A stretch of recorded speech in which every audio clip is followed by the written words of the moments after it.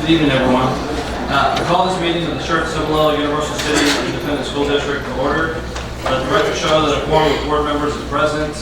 That this meeting has been duly called, and that notice of this meeting has been posted in accordance with the Texas Open Meetings Act, Texas Government Code, Chapter 551, and the time is now 6 p.m. Second, do we have a roll call, please? All board members present, Secretary Wilson,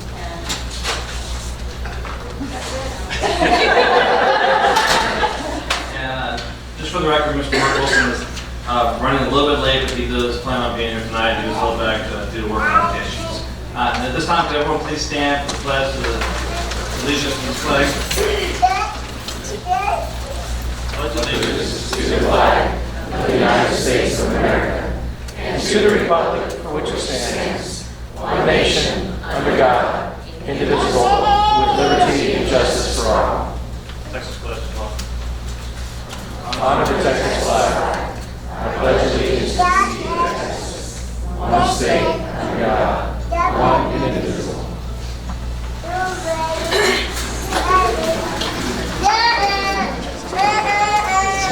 Thank you very much, and I really appreciate everyone being here tonight. Would you mind raising your hand if this is the first board meeting you've ever been to? I'm not going to make you stand up here and do anything crazy, so. Do appreciate you guys being here. Just real briefly, this is the school board meeting. It's a public meeting. Doesn't necessarily mean it's a meeting of the public. It's just by law we have to conduct our business in front of the public and have it open to all of you. Each of your trustees up here are volunteers. We all do this out of love for this district. We're always available to you if you do have any questions or issues about anything going on in the district. This is Dr. Gibson, the superintendent of the schools, and the folks down here in the front are our upper level administrative staff. And again, if you've got questions with transportation or facilities or curriculum or what have you, they'd be more than happy to help you as well. Just a few housekeeping things. We do have a sign-in sheet in the back for public comments. We'll have that section here in just a few minutes, but if there's anything you want to address before the board, you're more than welcome to fill that out. But again, we're always available if you want to email us or call us. David Pivoto here loves it if you call him after 10 p.m. at night. Is that correct? Absolutely. Okay. So yeah, we're here to serve you guys. At this time, we want to do the Vice President's recitation of the district mission, vision, values, and priorities. Vision, prepare every student to be a productive citizen. Our values are leadership, character, commitment, service, and learning. Our mission statement, Schertz-Cibolo-Universal City Independent School District provides a safe, secure, and challenging learning environment through the responsible use of all resources to afford opportunities for all students to realize their individual potential and to become responsible and productive members of society. Our priorities, priority number 1, high achievement for all students. Priority number 2, high performing and engaged workforce. And priority number 3, effective and efficient district and campus operations. Thank you, Mr. Westbrook. We'll also have board recitation of the district belief statements. Mr. Cribb. We believe all students have the capacity to learn and be successful. We believe a safe, secure environment is paramount to learning. We believe living our core values of leadership, character, commitment, service, and learning result in the ability to set and achieve lifelong goals. We believe quality instruction addresses the individual needs of students. We believe engaging, interactive, and authentic teaching creates empowered, active learners prepared for our changing world. We believe embracing technology as a relevant tool enhances learning in and beyond the classroom. We believe in a professional learning community, a culture that allows time to collaborate and share best practices in order to improve continually. We believe good communication is critical to success. We believe lifelong learning enriches staff through professional development. And we believe measures of our success go beyond standardized testing, and we believe public education is defined by the local community with limited state involvement. Yeah, thank you, board members. Just for the public, the reason we do that is that we want to make sure that as a board we do stick to our appropriate roles and responsibilities and making sure that we govern based on the principles of good governance. Okay? At this time, we have our recognition items and recognition of our student representatives for the month of October 2016. Dr. Gibson. Thank you, President Inman and trustees and guests, staff members. Tonight we have Sean Hill, a 12th grader from Clemens High School in Parker Dentino, a 12th grader from Steele High School, and students. Welcome. As is our tradition, if you'll meet your administrator down at the podium, we're going to hear some comments from you, probably give you a lot of applause, and then hear and learn a little bit about you. So welcome, and thank you for being here tonight and recognizing our two traditional high schools.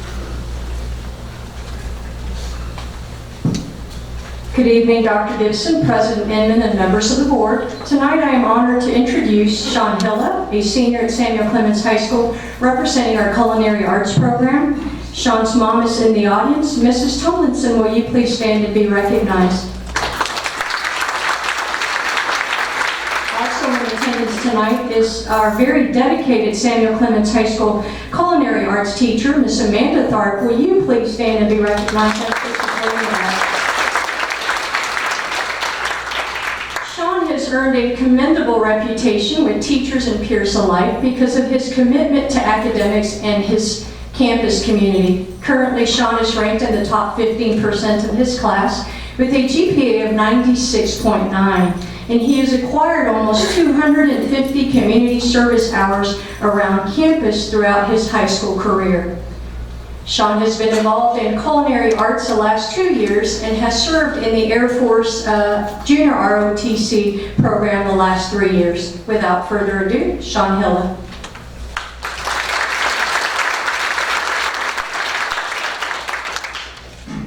Good evening, Dr. Gibson, President Inman, members of the board.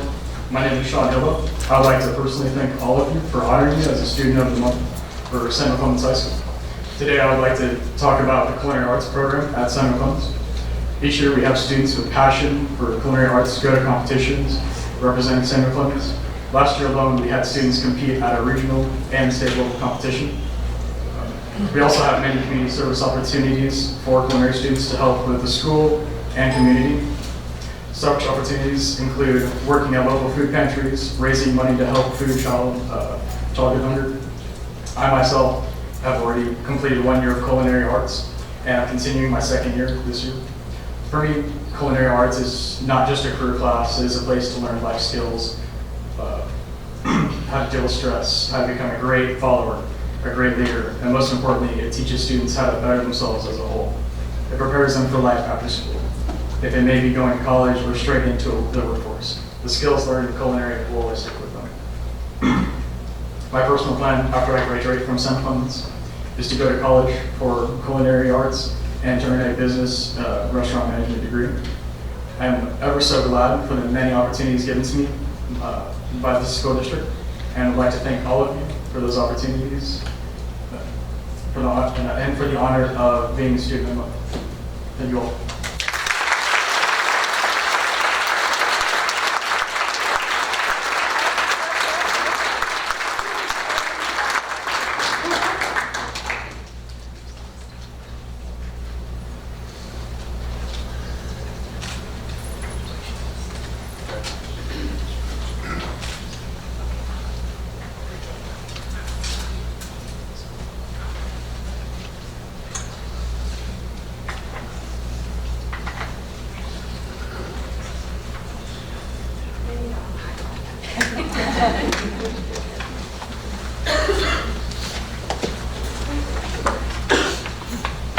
Good evening, Dr. Gibson, President Inman, and members of the board. It is my pleasure to introduce Parker Dantino, the Still High School's school board representative, student representative for the month of October.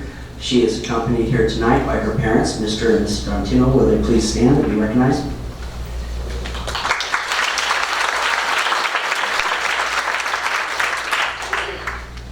Got to put on my reading glasses, I'm getting old. Parker Dantino was born in Kaiserslautern, Germany, and lived in Florida and England before moving to Texas. Being able to live overseas for half her life has given her great opportunities to see different cultures, such as Italy and France, and learn about their cultures. Parker has one older brother who is currently a sophomore at Baylor University, and this year she is a senior at Steele High School. When she is not in school, she is working in Natural Bridge Caverns as a tour guide for both the Discovery Tour and the Hidden Passages Tour. Parker loves both math and science and is very excited to be able to participate in Math UIL this year. Although she is participating in many clubs this year, Parker has been such as Student Council, Catholic Spirit, and UIL. Parker's main focus is Key Club. Parker has been in Key Club every year at Steele and is currently the president of Key Club at Steele. This provides her with the opportunity to help those around her. After high school, she is looking to major in mechanical engineering and hopefully get a job working on satellites with SpaceX or NASA. Ladies and gentlemen, Parker Gentile.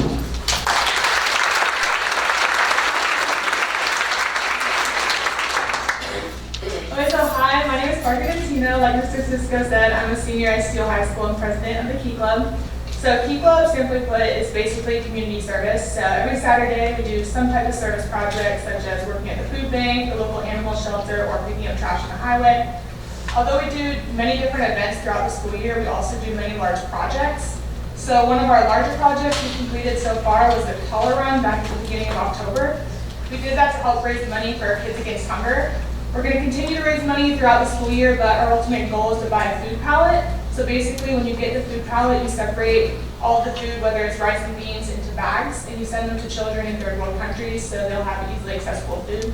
We're also doing a project right now called Project Eliminate, or UNICEF. So we had all of our members have these little boxes, and they're collecting coins that eventually we're going to send to the same third world countries to help prevent prenatal tetanus for pregnant women.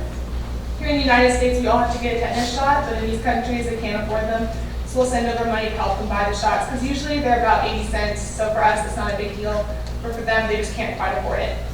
The goal for Project Eliminate this year is to raise $110 million, so obviously with just our club, we're not going to be able to do that. We're going to try to do just our small part to help a very big cause.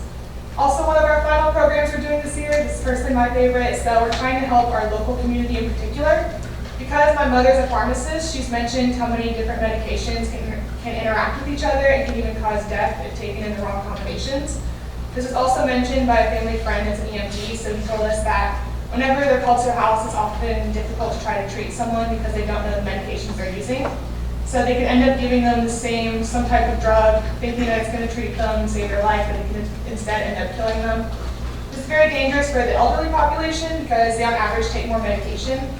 Because of this, our club is doing a project called the 5 Life. These are medication cards and magnets that are placed in easily placed locations in the home, such as a refrigerator. This provides a list of current medications and the dose of each of these medications, and it will allow first responders to know what type of medications they're on in order to treat them properly. It also provides a list of medications to bring to doctor visits if needed. This will not only make the jobs of the EMTs easier, but it will help potentially save lives. Our club is raising money and applying for grants right at the moment to help purchase these medication cards. We're hoping we could then pass them out to the elderly communities in both Cibolo and Schertz. Basically, I'm very proud to be a part of Steele because it's dedicated to helping others, especially our Key Club, not only in communities outside the United States, but in our local community as well. The club illustrates that few individuals can also make a pretty big difference.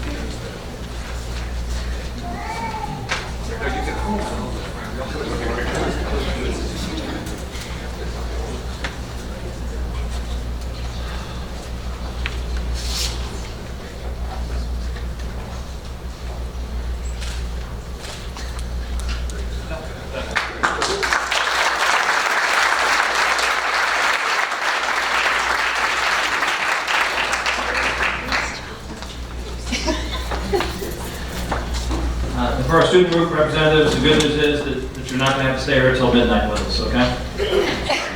We'll take a short break here in a little bit, and that'll be a great time for them to depart. We'll continue on with student recognitions. Michelle Che. Good evening, President Newman, Dr. Gibson, and members of our board. Tonight we're here to welcome and recognize SCUC students who have been designated advanced placement scholars by the College Board. According to the College Board, approximately 2.5 million students worldwide take AP exams. Our district had a total of 134 students earn an AP Scholar Award for the 2015-2016 school year. Tonight, we are honoring 53 current juniors and seniors who have already received these awards before even taking their senior level exams. We also had 3 graduates who achieved the National AP Scholar Award. Parents, so students, parents, and friends, we want to thank you for joining us tonight for this chance to recognize academic excellence. And if you're a family member of a student being recognized, please stand. We'd like to recognize you for your support. We'd like to.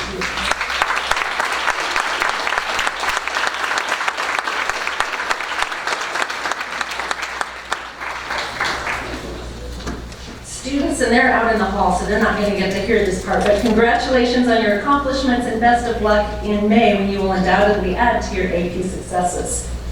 So as we call the students' names, they're going to come down the aisle here. I'm going to go and start. So our first group of kiddos, I guess they're high schoolers. I shouldn't call them kiddos, a little older, sorry.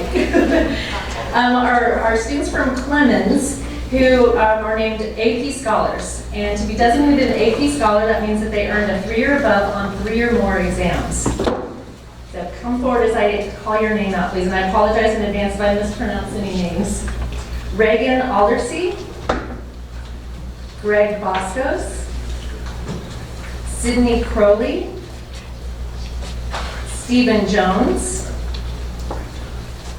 Lincoln Penalosa,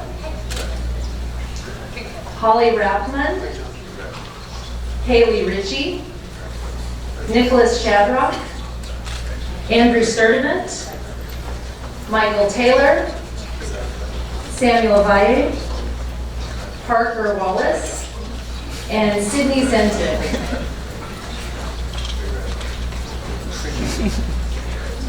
Our next group of Clemens students who were named scholars with honor and received scores of 3 or higher on 4 or more of their AP exams: Patrick Connolly, Madison Dinkins, Hunter Neal, Brittany Starks, and Mario Chicado. Did I say that right?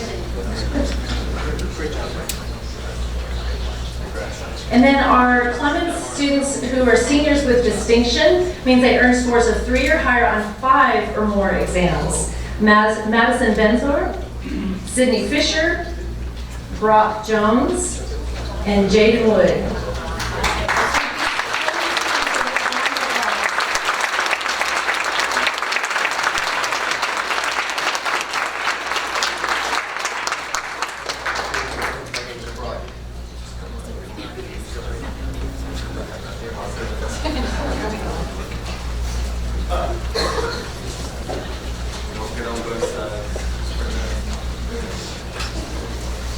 And parents, this will be on our website, but while he's getting the shot, if you want to stand up and get along about it.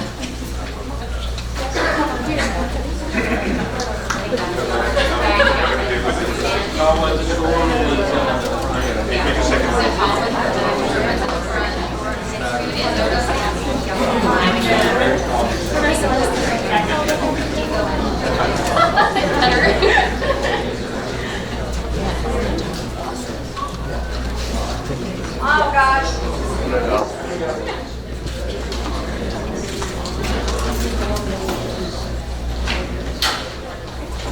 It's a good group.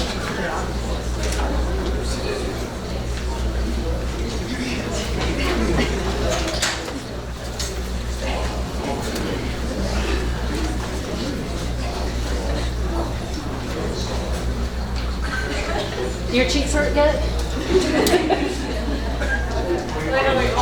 Oh, one more? Okay.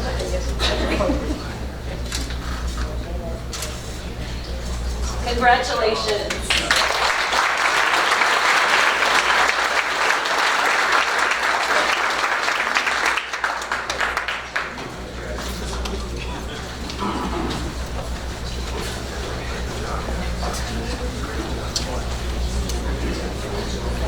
So representing Steve Steele High School tonight. And there were several recipients, but not many of them were not able to make it here tonight. But our Steele's juniors and seniors who were named AP Scholars, and, which means, again, they earned a 3 or above on 3 or more exams. Trevor Bailey, Taylor Baker, Samantha Camesco, Jacob Frenson, Catherine Hipp, Caleb Marr, Danilo Martinez, Gianmarco Velez, and Ian Wells. Representing Steele as a recipient of a Scholars with Distinction, which means this student earned scores of 3 or higher in 5 or more exams, Parker Dentino.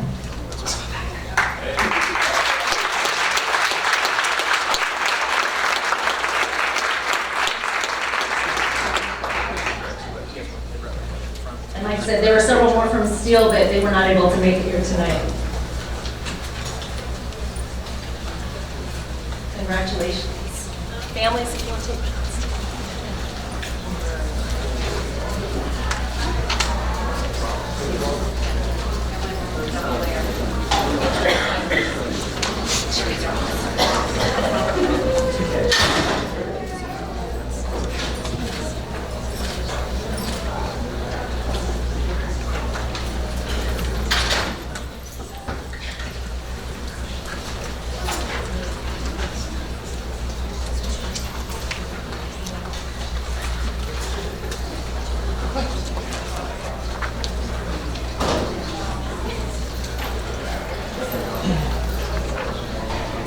Everyone done? Okay. Sorry. Congratulations.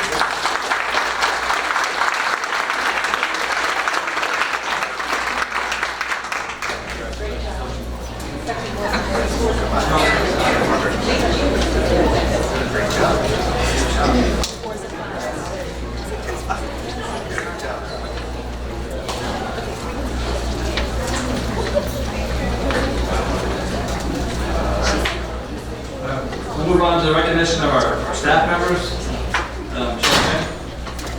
Recognition of staff members. Good evening, Dr. Dixon, President and members of the board. It's a pleasure tonight to be able to introduce these next folks to you. You know, as an educator, we expect to come to work every day and impact lives, but it's rarely that we come to work expecting to save one. The next thing we're here for tonight is the recognition of this. On the afternoon of August 29th, Nurse Watson, accompanied by Vice Principal Gonzalez, responded to a portable classroom for a student possibly having a seizure. Upon arrival, Nurse Watson immediately began assisting the student. Realizing the student was unresponsive and the situation was a medical emergency, Nurse Watson called for Nurse Gagne and an AED. 911 was called by Ms. Novikoff, and with the assistance of Mr. Sider, Nurse Gagne, and Coach Wolf arriving with AED, CPR was initiated. Schertz PD and Schertz EMS responded quickly and assumed care upon arrival at the scene. It was later determined that the student had suffered sudden cardiac arrest. Based on the resuscitation outcomes and consortium data, survival to hospital discharge with any first recorded rhythms is 10.6. Basically what that's saying that if you're not in the medical facility and you have this kind of situation, the survival rate is 10.6 and 8.3 without any type of neurological damage. What we're here to recognize is because of the heroic efforts of these staff members. We have a student that's still here. And we'd like to recognize tonight Clemens High School staff, Mr. Dale Seiler, Audrey Wolf, Carrie Novikoff, Teresa Watson, Michelle Gagne, Deb Stranahan, Amanda Gonzalez, and student resource officers and Officer Javier may not have been able to make it tonight, but also Josh Mixon. We'd like to recognize them.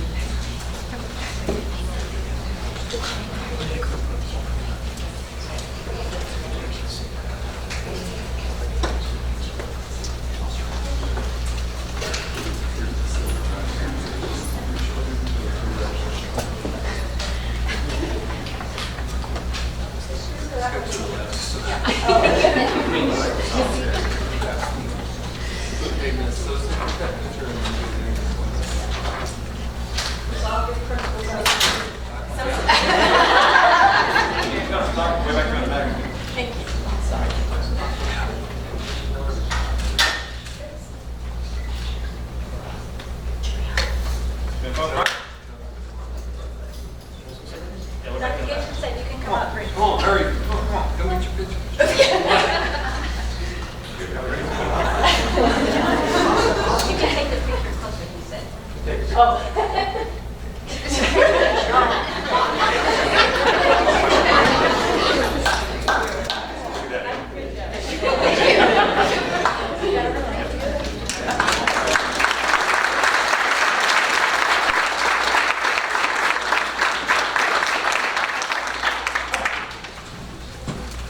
know, Dr. Edwards said that well, and it is not every day. We talk about impacting lives, we don't talk about saving lives, and a lot of EMS, you know, I guess we may have gotten a little bit of a feel for what it's like for them every single day when they go out and they go to work. But that's, we, in local parentis means when they cross the threshold, they're in our care. And that was typified at the highest degree with the fast action of those employees. We're very proud of them. All right. This time we have public comments, and so far I only have one submission for Mark Moody and Sherry Armstrong. Is there anyone else that wishes to address the board? Sir, if you could, Pete, could you have him sign the form in the back? And at this time, go ahead and call out Mark Moody and Sherry Armstrong.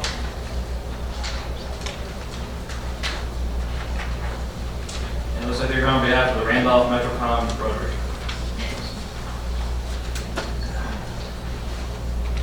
Good evening, President, Dr. Gibson, and school board trustees.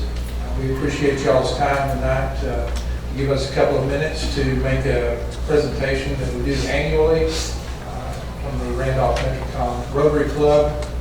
I'm sure some of y'all have been here present with this presentation before, but what we have here is books that we have collected over the past year to be given to the school to be distributed into the libraries here.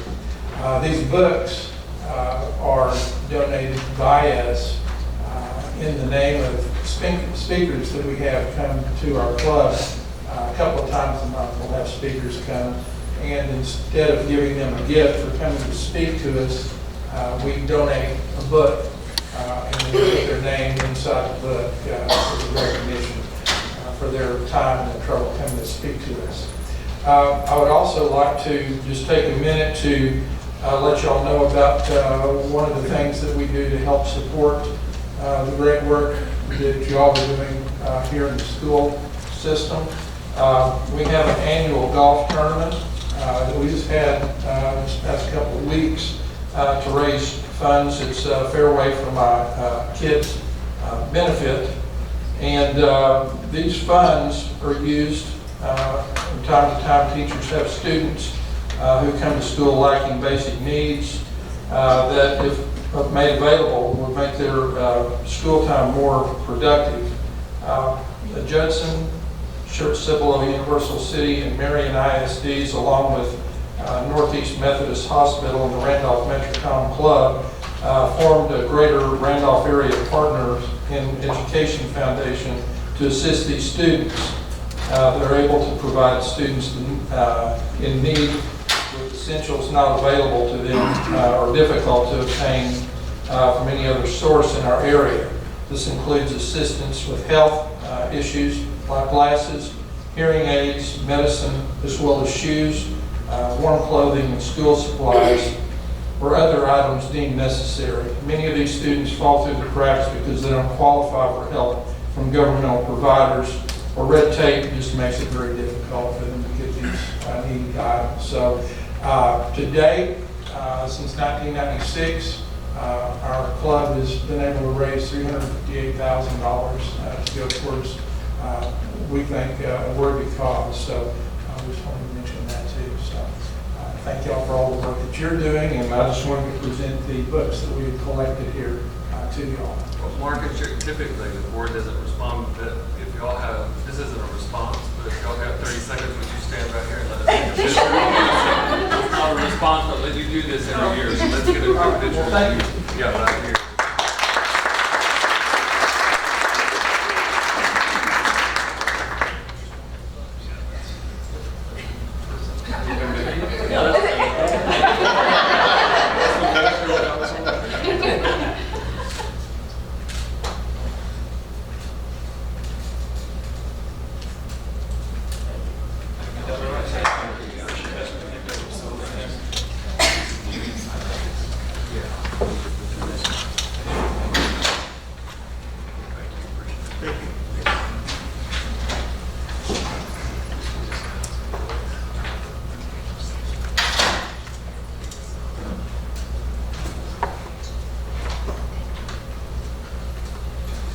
next for public comments, we have Mr. Joel Hicks. Mr. Hicks?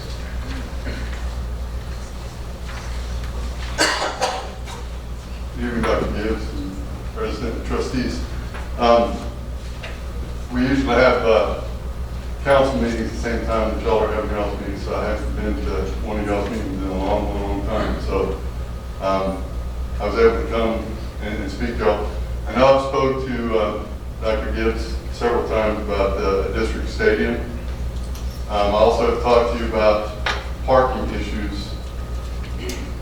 How are we going to resolve that when it still comes to play? Clemens is usually playing, and it leaves very, very little parking for still to come and park.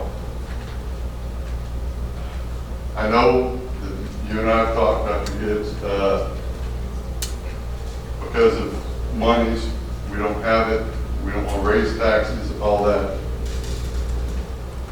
But just this last week, I noticed that 2 different occasions, we've got these little bitty white buses driving around with our symbol on them.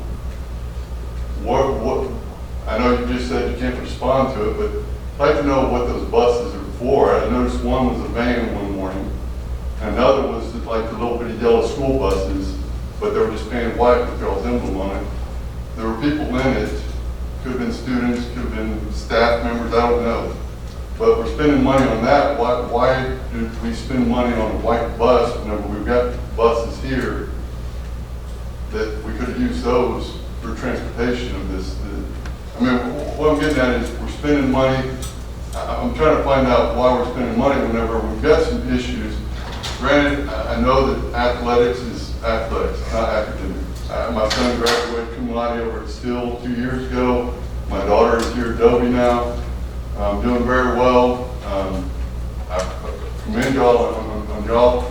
Dr. Pipito, Ms. Pipito, you were my teacher many years ago. Don't say too many. Yeah. Well, I'm pretty old. Did he instruct you to call him Dr. Pipito? No. But he was one of my teachers over at Justin. So, but that's why I've got a question. I mean, we've got issues with parking, and I don't know how to resolve it. I mean, I know that Clemens, that's their where they have to park. I mean, it's not fair for them to park somewhere else for us to utilize that parking, but it's something that I brought to your attention. And I know my dad brought it to one of y'all's attentions a couple weeks ago, because there is an issue with that. That's all I have, and I know y'all can't respond, but I mean, I'd like to know if y'all can get back with me on those white buses. I mean, 3, one was number 15, one was number 16. I've got pictures of it, because we came to the stoplight and took pictures, so I have evidence where I can find out. I didn't want to go to social media and ask on social media. I wanted to come to y'all so y'all can respond to me instead of me getting an earful from social media from everybody that don't know why the school district has these little white buses driving around early in the morning. I mean, if it's for us to take and transport students from one area that doesn't want to go to Still, that wants to come over to Clemens, I'd like to know that. And if that's the case, I'd like to know that. I just want the truth from y'all. I mean, I've known John for many years. I've known Mr. Westbrook, Gary, known you, talked to you, known you for a little while. I ran and got to know Mr. Perkins. Didn't really get to know him, but I just want some questions answered is all I want. I mean, but I know that if we go to build a third high school, instead of building a football stadium for them, a nice one like what Still has, we need to transfer that to a district stadium, kind of like what Northeast has for Hero Stadium. I mean, that's just plain simple, because it's not fair to all these teams that have to come over here and they can't park and have good parking, because you've got cheerleading, you've got band, you've got the teachers that have to go with, you've got the coaches, you get football players, you got all those that are taking up parking spaces. It takes away from the public that want to come and watch the game, and watch our students. Athletic students. There's a time limit of 5 minutes, so. Well, I didn't mean to take up time. There's just a time limit of 5 minutes. I know, there's 3 minutes over at the city. I just wanted to. But if you're finished, then I'll just, because the board doesn't respond. We have spoken about the stadium, we've not spoken about the other issues, so I'd be happy to speak to those about the other issues. Okay. Tomorrow morning, 8 a.m. That's fine. Okay. All right. See you then. Thank you, Mr. Hicks. Yeah, just to let everybody know, just because it's not an agenda item, legally we're not allowed to engage in a conversation about the topic. I know you know how that works. So certainly appreciate you coming here tonight, and Dr. Gibson obviously has your phone number, and whether it's tomorrow at 8 o'clock or as soon as you guys can hook up, I'm sure he'd be more than happy to talk about the details. And I did visit with your father a couple weeks ago about that topic. So these are things that we hear, and I'll just share with you and the rest of the public that's here. We have committees ongoing all the time, district improvement committees. We're having a bond election here in November. We just had a bond committee get together to talk about the priorities in the district, and the stadium was one of the conversations about that. And as you say, there's only so much money to go around, and we're trying to be fiscally responsible. So I'd encourage you and anybody else to be a part of those, so that your impact, you can have some impact on those kind of things as we move forward. So appreciate your comments, and I'll definitely, Dr. Gibson, certainly will follow up. And I'd like to get on this board. I'm on planning and zoning for Civil, so, and I will be running for council again next year. So sure. I'd like to be on anything to help. I do pay my taxes. I've been here for 20 plus years, and I don't plan on leaving. So. Okay, thanks, sir. Thank you. Appreciate it very much.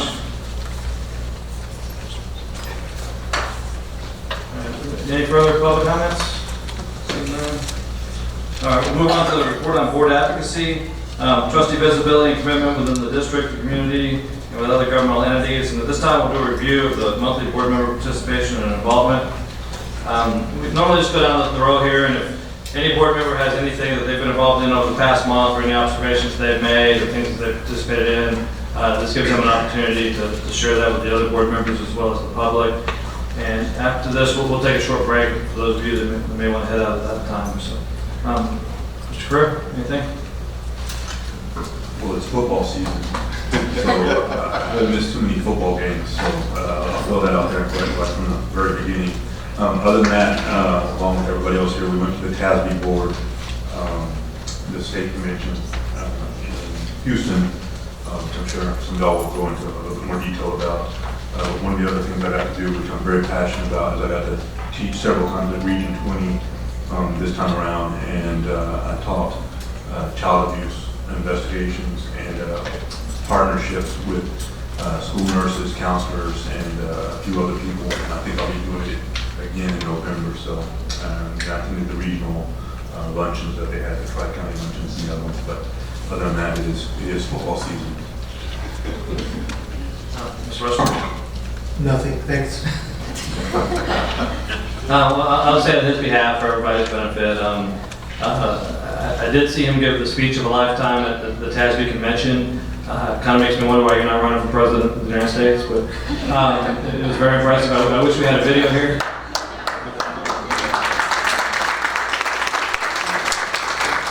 About this, but he was elected by the Delegate Assembly of the Texas Association of School Boards, which is made up of 7,000 plus school board members all across the state of Texas. He was elected to be a director for that association. So I certainly think about to applaud him and recognize him for that achievement.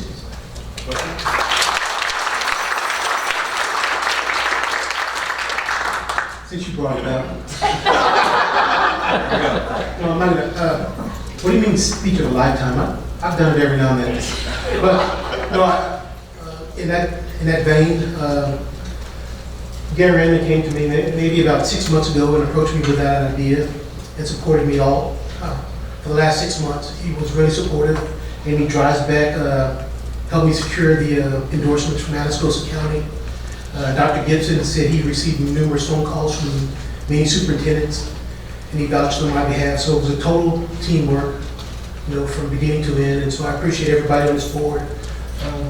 So thank you very much, Dr. Gibson and President Inman, and I'll do the very best I can. Mr. Pimenta? Oh, I continue to do my watchdog thing at Green Valley Elementary on Tuesdays at lunchtime in the cafeteria with kiddos. And they are young enough that I can use the word kiddo. Some of them are almost as tall as I am, but they're still much younger. And as Mr. Hicks alluded to, I'm pretty old, so. But anyway, and I'm looking forward to doing a quality, high-level quality, or high-level rounding, whatever it's called, mission, next Tuesday, I believe it is, in the afternoon, also at Green Valley Elementary School. So looking forward to that. Thank you. First. I've been to a high-level rounding this month at procurement and transportation. It was fantastic. At procurement, they're defining just-in-time delivery or just-in-time supplies because they are managing the warehouse to make sure that they don't have it full of storage of things that don't turn quickly. So it was impressive to watch that. And at transportation, they have very well set up to teach and continuous learning and continuous improvement. I was very impressed with the way they get input from everyone and continue that on all the way up. Also attended the banquet, the chamber meeting today and the Tri-County Chamber meeting last week. And last week at Tri-County Chamber, they were talking about it. Most of the people in the room were small business. I happened to be the one rep from the school board there, and the president looks over at me and she says, "You guys probably don't qualify as small business," and definitely we don't. At 1,800 employees, we're well above the 500 cutoff. So, but we were recognized, and they're aware that we're out there and participating in the community. I got to witness Robert's awesome speech. I was the delegate that got to vote on the floor with Region 20, and he did a wonderful job. I went to 2 roundings. Actually, one was today at Corbett, and I don't even know if it was last week, because I'll bring it, to Cibolo Valley Elementary. And that's my 3rd rounding I've been on, and I have enjoyed them, and I think I have 2 more this week possibly. And so it's very informative, and it's great walking those halls and seeing those kids and teachers, and I just love that part. And I've been to the chamber lunches and everything. Very good. Dr. Gibson? We just one note, and I'll distribute these, just you can take this for reading later, but we did, per the board president's request, and maybe with Mr. Westbrook as well, join ACOG this year for the first time. That's the Alamo Area Council of Governments. And so we're a member now of ACOG. I wanted to draw that to your attention. There are board meetings, and there is a board meeting that is on this note. Actually, there's a board meeting that's on one of the pieces of paper that I just sent out to you. So there's a meeting, and we'll email it out to you. It's coming up soon.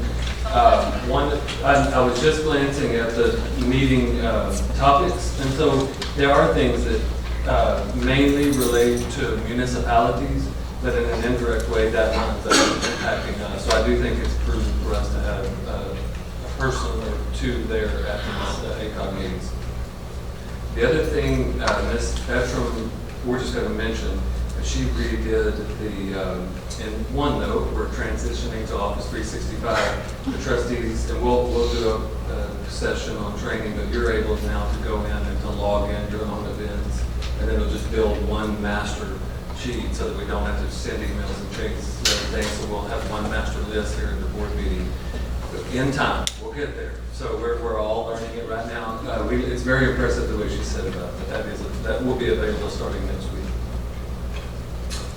Yes, for my 2 cents worth, Dr. Gibson and I met with the San Antonio Express News editorial board several weeks ago, and as you guys know, we have a bond election coming up in November, and I've been on this board a long time. It's probably one of my proudest moments to see their editorial come out a couple days later, where they endorse or encouraging folks to vote for a bond election.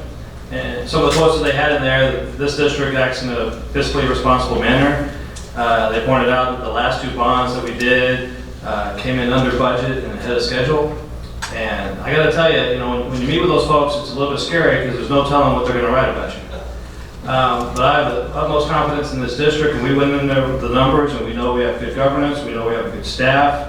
Unfortunately, Peggy Justini is not here tonight, but has done a fantastic job with the budget over the years. And no offense, Mr. Hicks, I hear what you say about the stadium, but if the biggest criticism we have is that our stadium is not big enough, that's not necessarily a bad thing. I mean, a lot of public schools get slammed because they're building too big of stadiums, and there's Taj Mahals and things like that.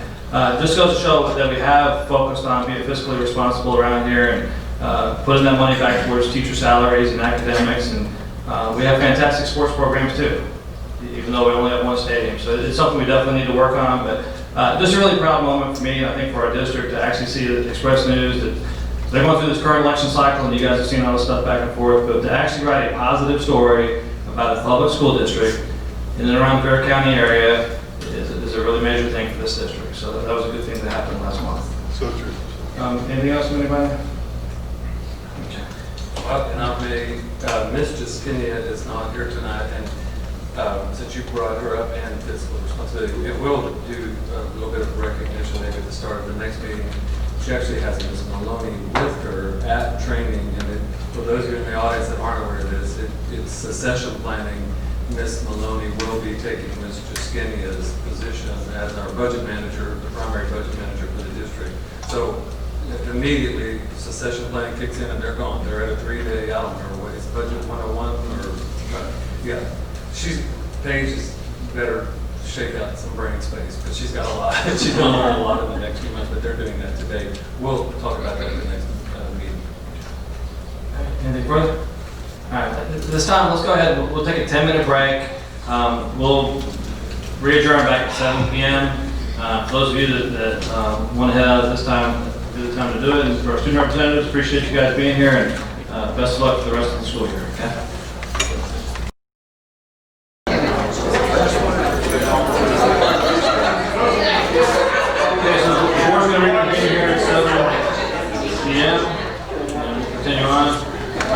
New business item, report and discussion items. First is report, update on the district scorecard, review of priority number 1. Dr. Edwards. Thank you, Mr. Dr. Dixon, Mr. Chairman, and the board.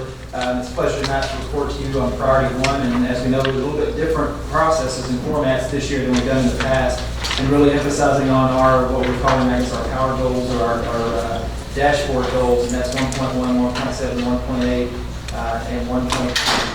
And we'll recognize this again, and I know, Mr. Inman, you've done a great job with it, but I would really like to recognize the leadership in the room, principals, staff members, as well as the other leaders to my right. The way we approach this is there may be a priority 1, 2, and 3, but we work together because we know all of those impact one another. So when we're speaking of priority 1, there are definitely elements of priority 2 and 3 in there, and I know the colleagues would say the same thing when we start talking about 2 and 3. I have quite a bit of information I want to share with you tonight, so we're going to move through it really quickly, but as always, any questions, please let us know. As we start at the board meeting, we always start with our mission, vision, values, go over those things to our core competencies, reciting our beliefs continuously each time we get together, whether it be a principals meeting, assistant principal PLCs, a variety of different things, because that's the foundation for for where we're going.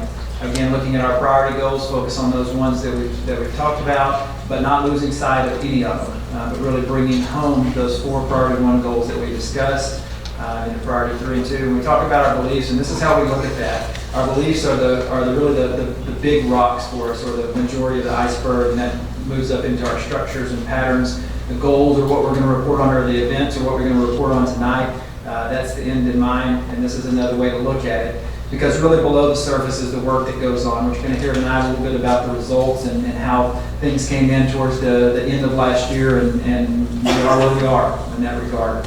And that leads us into that slide right there. We are where we are. We're going to share some of that information and then move on. We're not okay staying there where we want to go. So this is basically our accountability summary, our district scorecard. And we won't go over this information because it's scattered throughout the presentation as well. But basically, priority goal 1.1, 90% of the students will meet or exceed minimum STAR standards combined over all tested areas. A few things that go along with that: all tests, all students, all subjects. Focuses on improving student achievement at all levels in the core subjects, and our fundamental beliefs: we want all students to master grade level or course standards.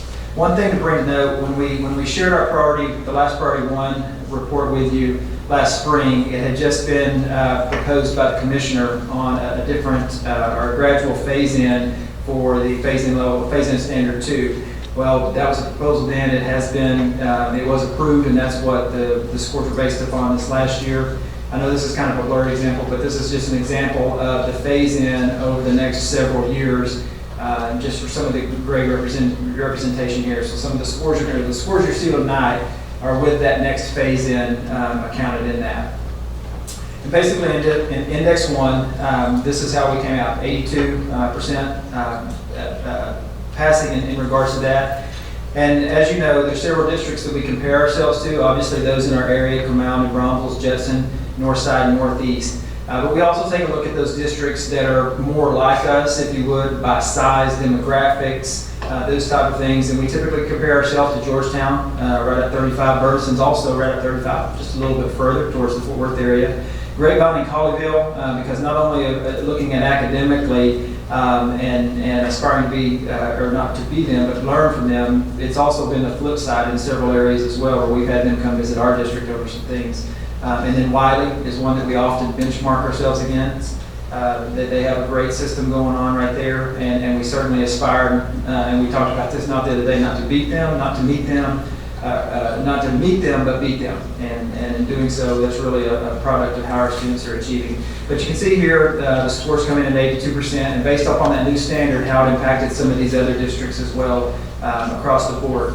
When you look at that, we're still not satisfied with at an 82, but as you can see, other districts may have been impacted more on that. And although we're talking about priority 1, and that really has to do with Index 1, we would be remiss if we didn't go into some of the other data, but also breaking it down by, so how do the campuses, how are we factoring in each campus, or how does each campus factor into that overall goal? And you can see here, this is a little bit different statistic, but this is our secondary campuses year by year, or last year compared to this year, and that's the 2014-15 standard at that passing standard, and the 2015-16 at the new standard that we talked about with all of those schools. And so we won't go over each one of those, but you can see the graphic there on how each of us impact that overall goal performance. Here we have the intermediate schools and some of the accomplishments and achievements there. One of the things to note is Wilder did earn several distinctions through their processes as well, and one of the points that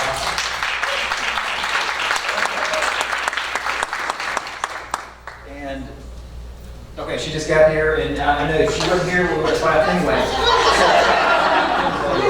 We're very proud of that. We've done that several times for Ms. Dauphiné, and that just goes to show the team effort right there. And when we talk about a team, that is this leadership group. I can't say that enough.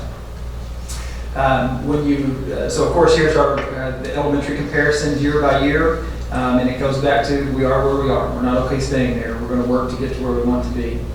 Index 2, and again, even though we're focused on priority 1, all of these things factor into to where we're going with Index 1. And here's a pure sign of that. And when we look at the student progress, trying to determine whether students made at least a year's worth of growth or more, you can look at that as far as the growth goes. We're 5 percentage points up from where we were last year. I think that's a significant improvement, especially when you look across the board and how we compare to some of those districts that we compare ourselves against. We're right there at the top of the improvement level as well, and we fully expect that to continue.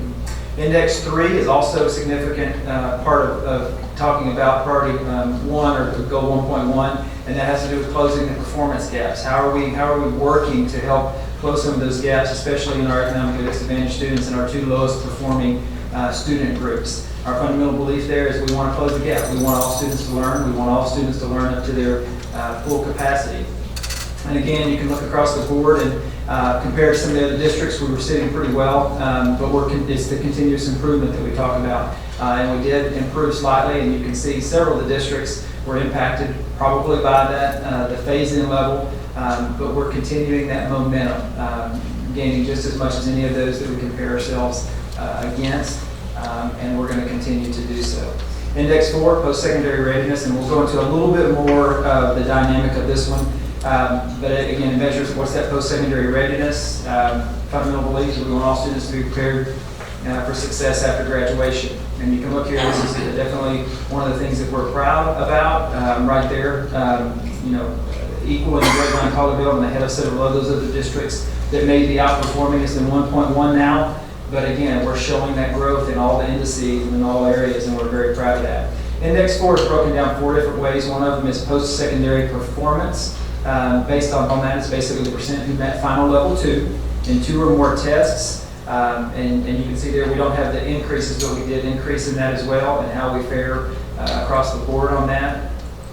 When we look at graduation rate, very proud of that. A lot of that has to do with the hard work. And really, you look at this rate, and although it's a graduation rate, that's really a K through 12 rate, and it's really as where we are when we get them rate.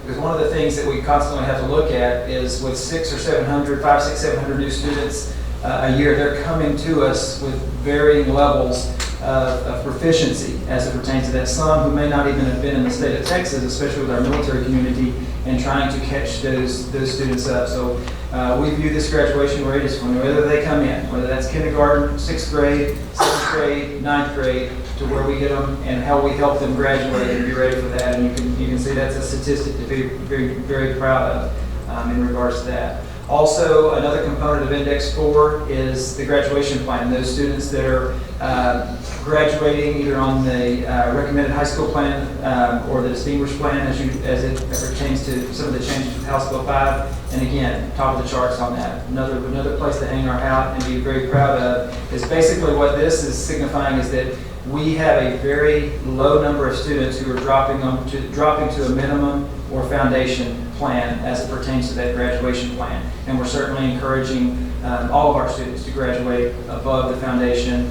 or above the minimum plan. And then the last one is that college and career readiness aspect. Again, all of these factored into that high percentage on the overall Index 4, but very, very proud of our college and career readiness performance on this. That wraps up goal 1.1, moving into 1.7, 60% of our tested students with no less than 68% scoring at or above the college criteria on SAT.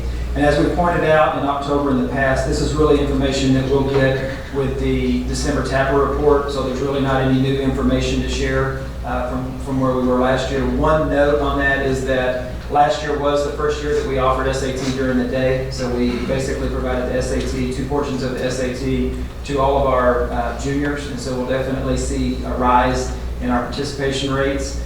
Some people, that may scare some people off because obviously if more kids are taking it, there may be some kids that wouldn't have taken it before, and some would expect that could impact your success on that. We're going to take that risk because after all, it's about students achieving, and we need to get as many students taking those type of assessments as possible. So again, in these next few slides, we'll come back and share information when we get that, both state comparisons and region comparisons on goal 1.7.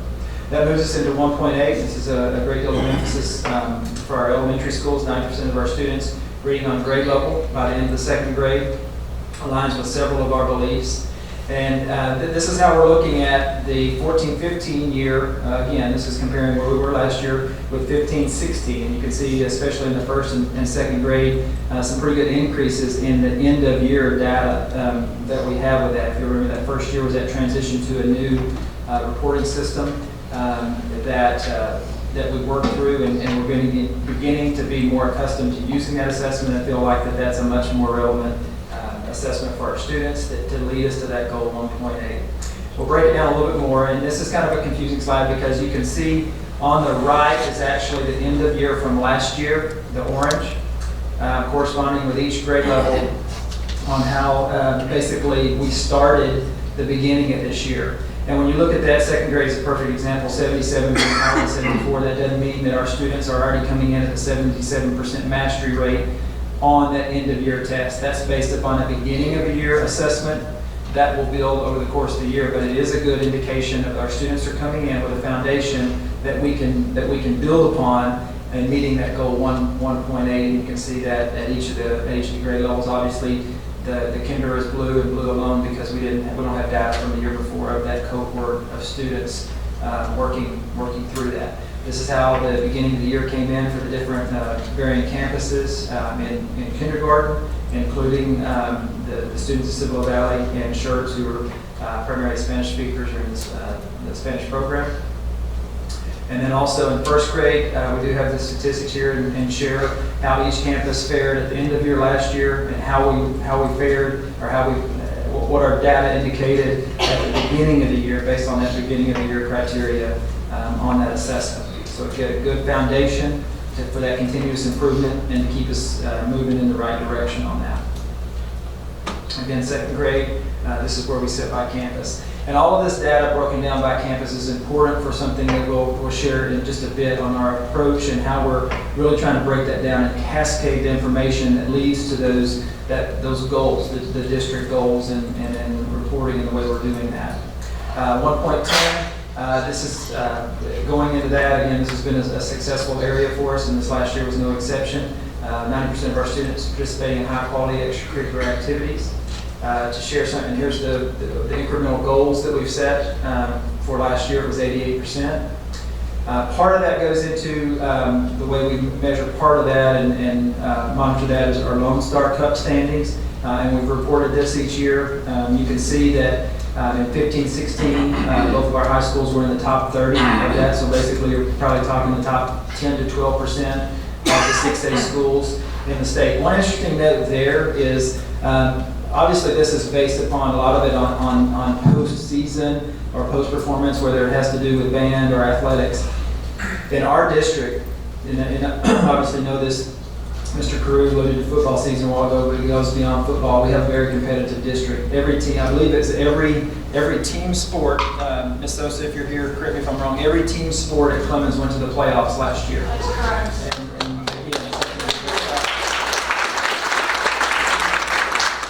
Look at also the other things that are factored into that. In going back to our district, it's a very tough district. It's a tough district for fine arts. It's a tough district for athletics. So to get out of our district is quite an accomplishment when you look at that. Dan Cup, one reference there. When San Antonio came out with the results of the Dan Cup Award, I think 4 of the top teams, top 10 teams came from our UIL district.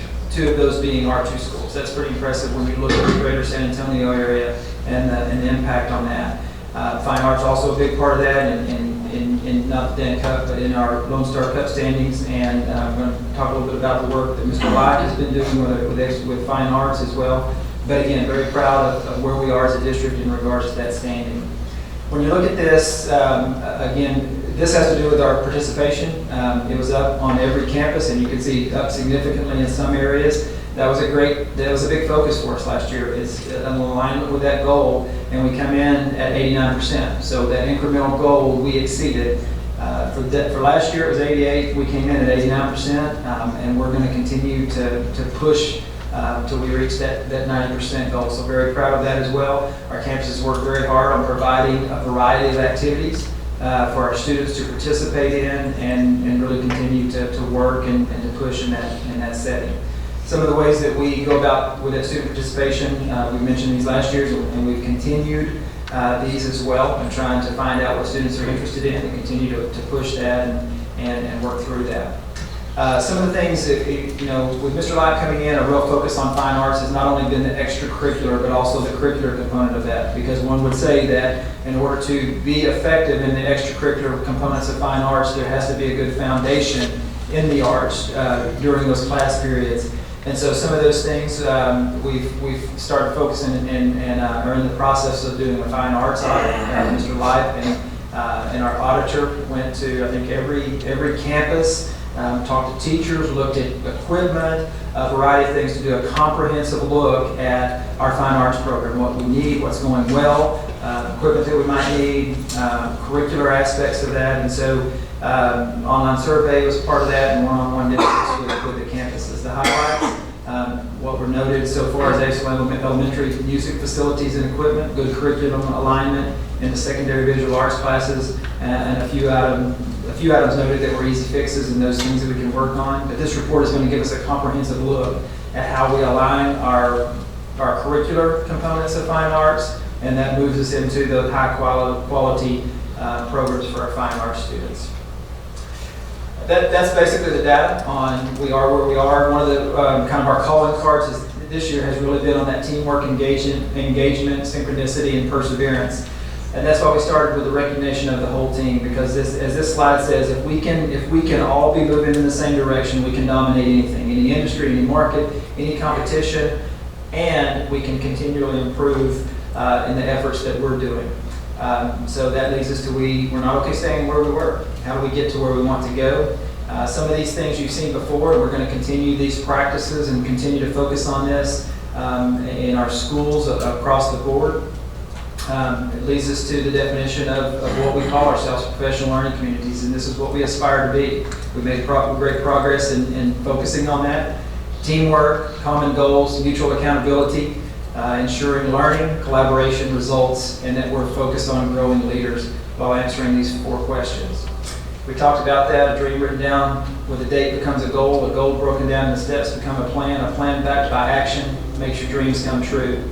And that's led us into really working on aligning our subsystems, and this is a lot of work not only in the student and academic services, but across the board, and working with our operations as well as how do we align our subsystems, how do we ensure that we're rowing, that we're flying, that we're all moving in the same direction. And we started off this year really breaking that down by the district priority goals and the district improvement plan and how that connects, moving that to campus priority goals. Each of the campuses were looking at their data and their numbers as it compared to our overall district priority goals and scorecards. From there, we broke it down into okay, that's a big goal. How we continue to break that down and developing SMART goals through the campus.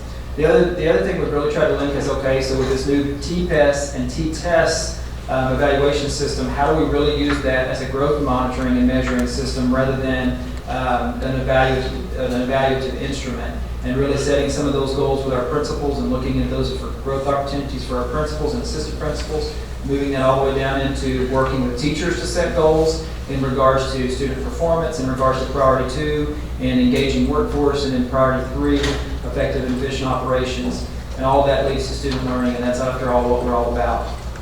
But here's how we kind of synchronized our district scorecard to our campus scorecard. And these numbers that you can't see were some of the numbers that we just showed you earlier in our data. And so, Mr. Wilson, I can see you squint to try to find that. That data is in the previous slides. It just compares to how our schools did this last year in Index 1 on that. And so I didn't try to blow that up because it's represented in other areas. And then again, how do we align that with campus goals and grade level content goals? And we did quite a bit of work on this. And basically, this is what it looks like. You look on the left side of that, the results goal, those are based on state scores primarily, some may be based on other criteria, and you look on the right and those targets, and that's really what we're working on. How do we want to ensure that students are mastering the standards at a certain level? Because if we can get that, the event, the result goal is going to happen.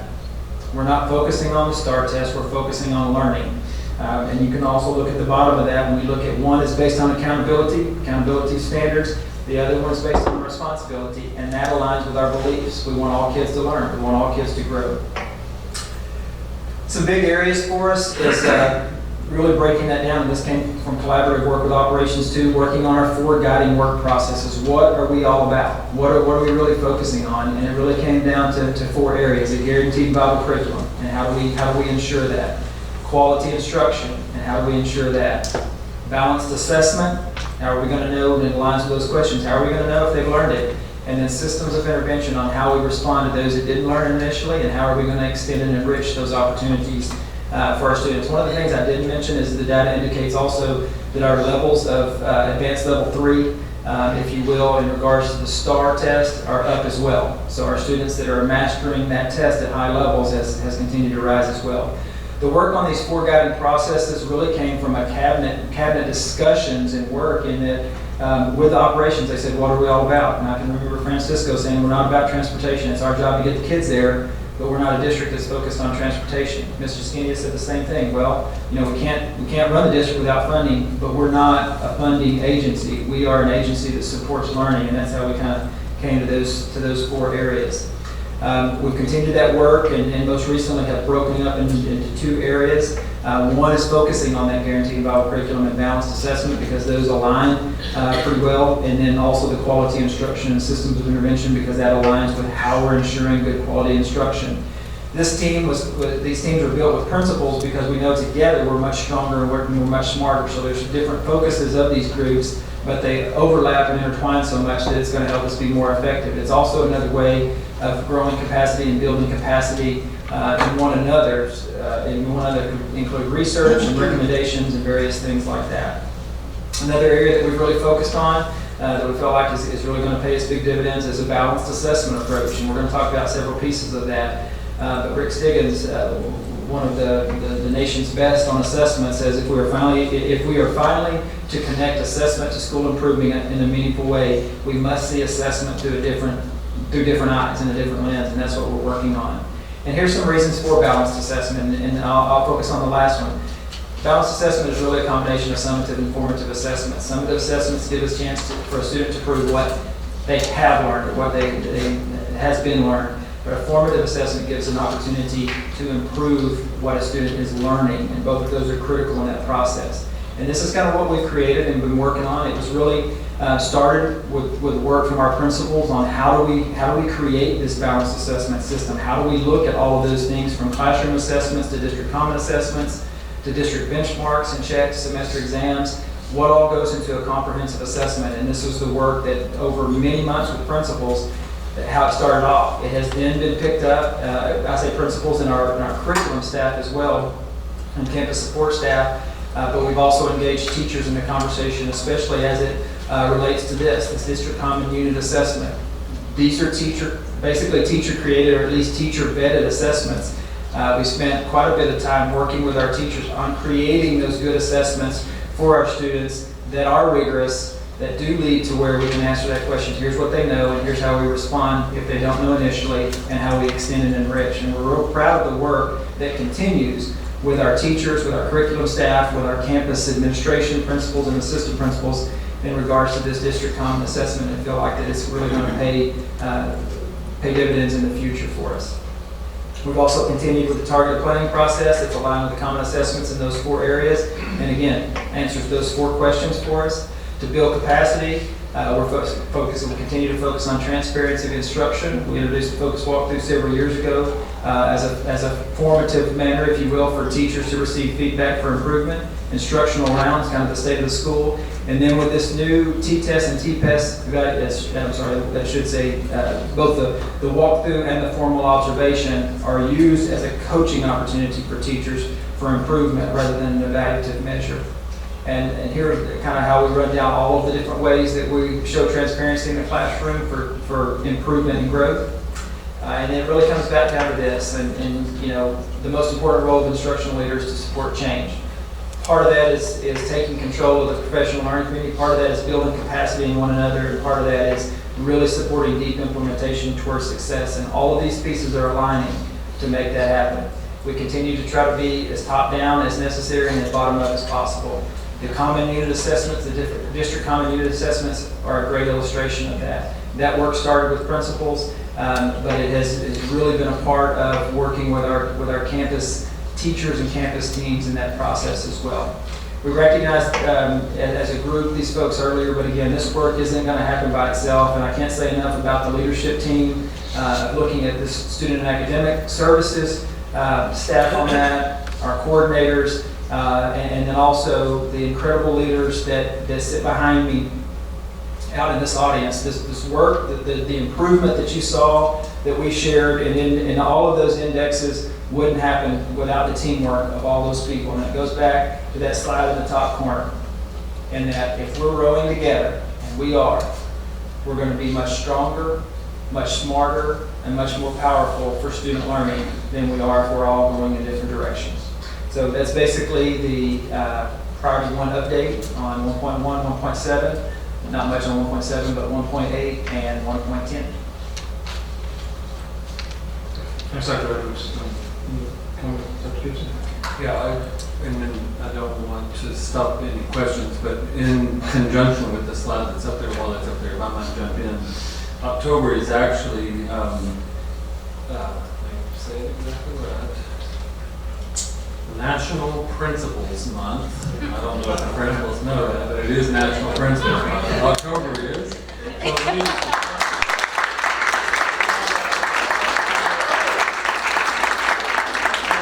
So it actually slipped my mind that they were coming tonight for the Priority 1 report, and so Dee Dee asked me, she said it's National Principals Month, we need to put recognition on the board meeting.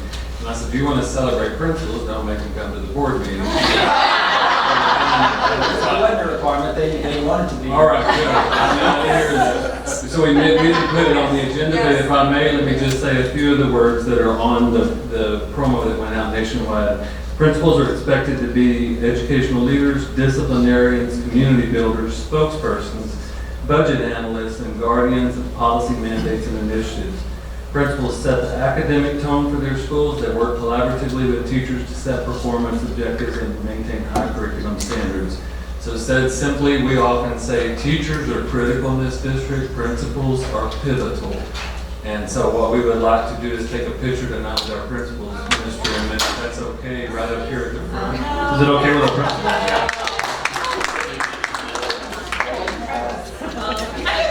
That means you're living here. We'd like to reschedule the picture. Far back. We need a little more notice for these things. The picture's from far away. It's okay. It'll back.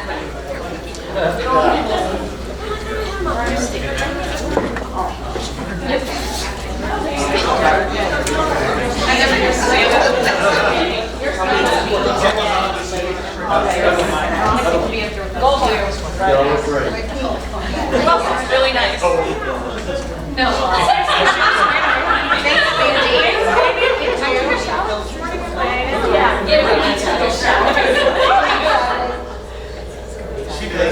We're great. We just need notice next time. Smile. One more for social media.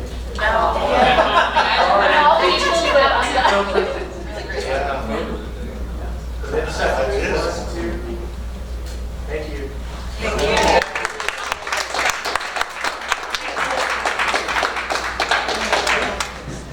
Thanks.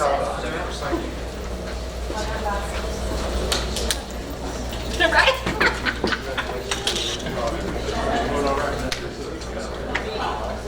Any board members have anything to say with respect to principals? No, not toward the principals. You guys do a great job, especially you, Shannon. You're really good. You're doing a real good job. I appreciate that. Some of you other guys are doing a good job. Goldhorn, I will never forgive you.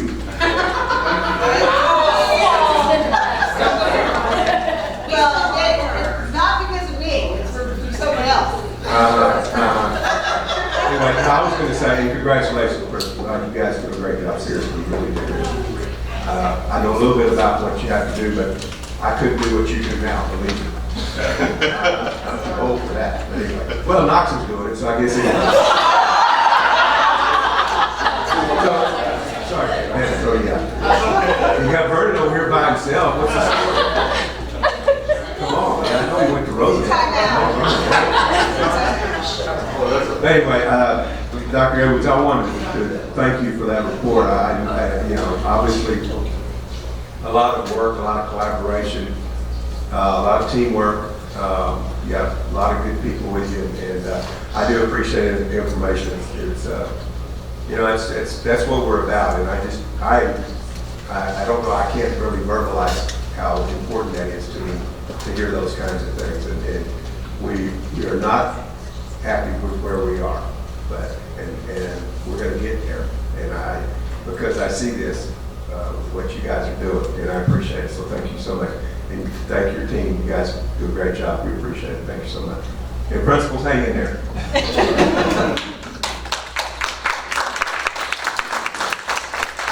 I'll say quickly, the principals on behalf of the board, you know, I know you guys get stressed from all different directions, the parents, the kids, yes, the administrators, upper-level administrators on the board, and you guys do a fantastic job, and I do want to tell you all thanks on behalf of the community for all that you do.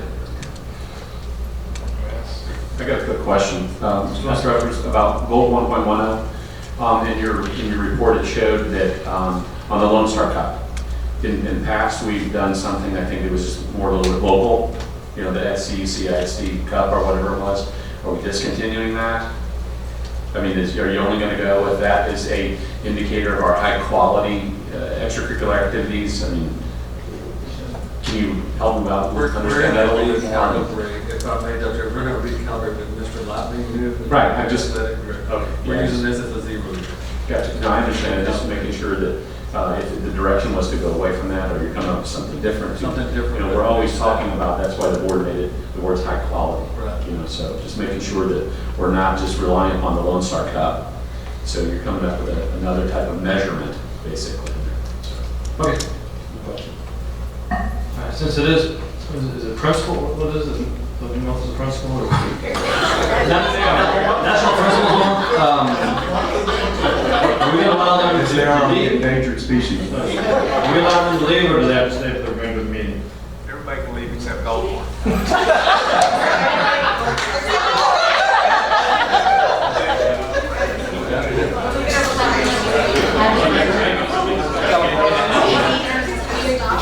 Thank you, principals. You realize I have no authority, so y'all shouldn't be going anywhere. We need 2 minutes, maybe one. Well, you know, you said it was National Principals Day, but it was also Bosses Day yesterday. So we want to honor our bosses, Dr. Edwards and Dr. Gibson, cards from our principals. And yes, we've got red cakes because we have nothing but appreciation every time. That's how we do it.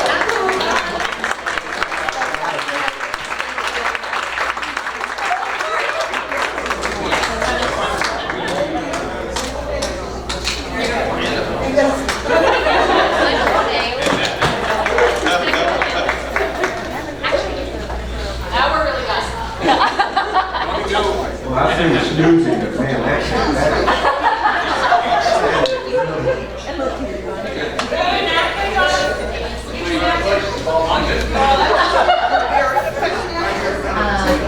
have a question. We have a trustee with a question. No, I was just wondering if that was gonna get posted online like the old ones used to. Did we post it online, the reports? Yes. Okay, I was just, no, we're. Thanks again, principals. All right, next exciting item on the agenda, report update on the process timeline for the SCUCISD bond election. Dr. Gibson. Yes, Mr. Inman and trustees, I distributed the timeline. We'll continue to do this, and this report can literally be 30 seconds. We're just to hopefully give you the confidence that we're tracking each step of the way. Our attorneys, Norton, Fulbright, generating this report. We're working with them daily about we and D&D and tracking the results so that you guys can see where we are. Getting very close. Just real quick, I mean, I've kind of followed a little bit on Facebook about it. I wouldn't even call them objections. Again, you know, criticisms, we need a bigger stadium. Why are we moving from Rose Garden out of Universal City to a different neighborhood? And is it because all the board members are real estate developers and we're all getting a percentage of the cut? You know, things like that. And I think people are somewhat sad. It sounds to me like that the school's going to be leaving the whole part of Universal City, and I can certainly understand and empathize with that.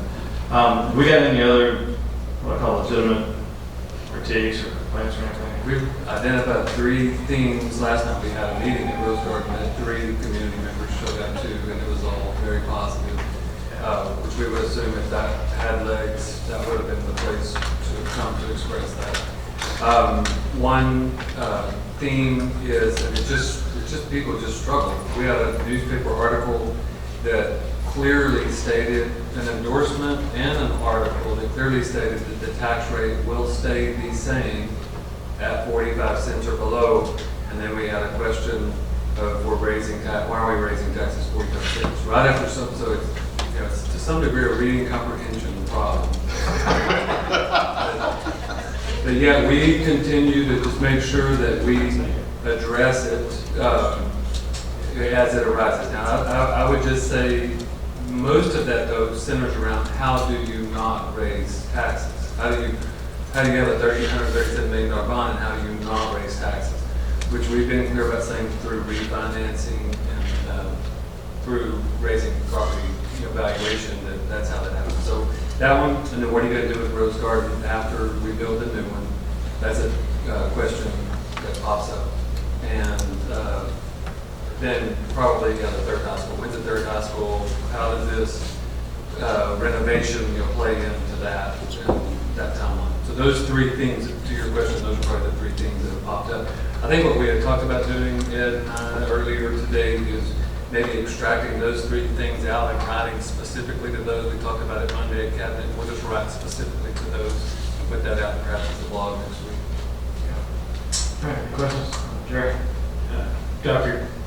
Gibson, don't forget that couple, that family that rode to the Watts presentation on their bikes, and they wanted to make sure that the money didn't go to a new stadium before it went to get people out of portable classrooms. So it's a competing, obviously that's a competing interest, the stadium and the portable. That's a fair point, and that I don't think those parents had put that on Facebook, but they did rather back to the meeting to tell us that face to face. So thank you for bringing it up. All right.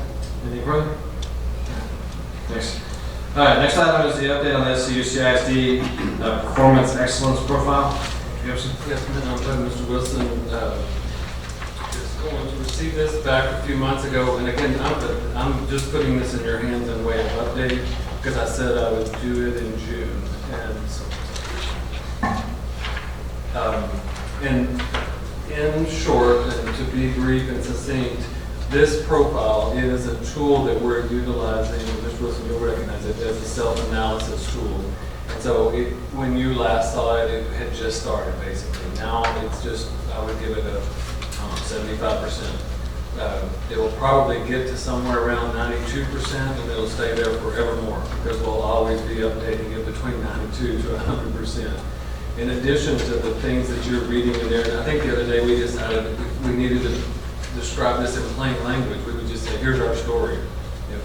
Briefly, here's our story. Here are our strategic advantages. Here's our strategic challenges. Those change on a daily basis. These are our key customers. These are our critical district partners and collaborators. Here's our performance improvement system. So I just want to, again, what we'll do is just keep these updates in front of the board on about a quarterly basis so y'all can kind of track the progress. Yeah. Any questions? Mark? No. We'll keep the reports going. Very good. Next item is report on the October 2016 construction update. First speaker.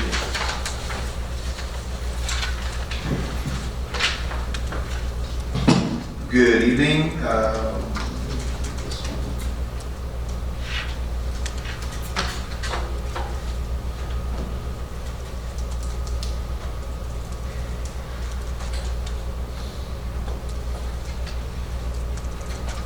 Good evening. Good evening. There we go. So this one is a very abbreviated report. All we have left is Dobie Junior High School. Furniture is being delivered as, well, not anymore. They've left for the evening. But today furniture was being delivered. Millwork is coming into the office spaces upstairs and downstairs, and we are working on finishing up the grounds. Grass is being laid, and the formal entry is being completed. Also, we have HVAC replacement regarding with the bond of 2013 for the design for the replacement for Watts, Walder, and Jordan. This is the advanced design work going forward, kind of like what we're doing for Rose Garden replacement as well as Clemens, and then the finish up of the Walder parking lot. So, very happy to report the 96.4% complete for Dobie Junior High. Current status, kind of what I mentioned here, landscaping, millwork, flooring, painting. Just to go through some of the pictures, this is the side view of the entry. Here is the front access control vestibule. So as they come in near this trash can, which will not be there, hopefully. But basically the person comes through here, comes up towards the left and gets buzzed out another door here. This open door takes you back to the admin suite for the first floor, and also to the stairwell that takes you up to the second floor for the admin. The interior millwork going in, you can kind of see the work going on. And then on the second floor, this is also the office spaces, looking back down on the left-hand picture down the corridor. And then this is the space out in the vestibule area for the second floor area as well. So we're targeting October 28th. Yes.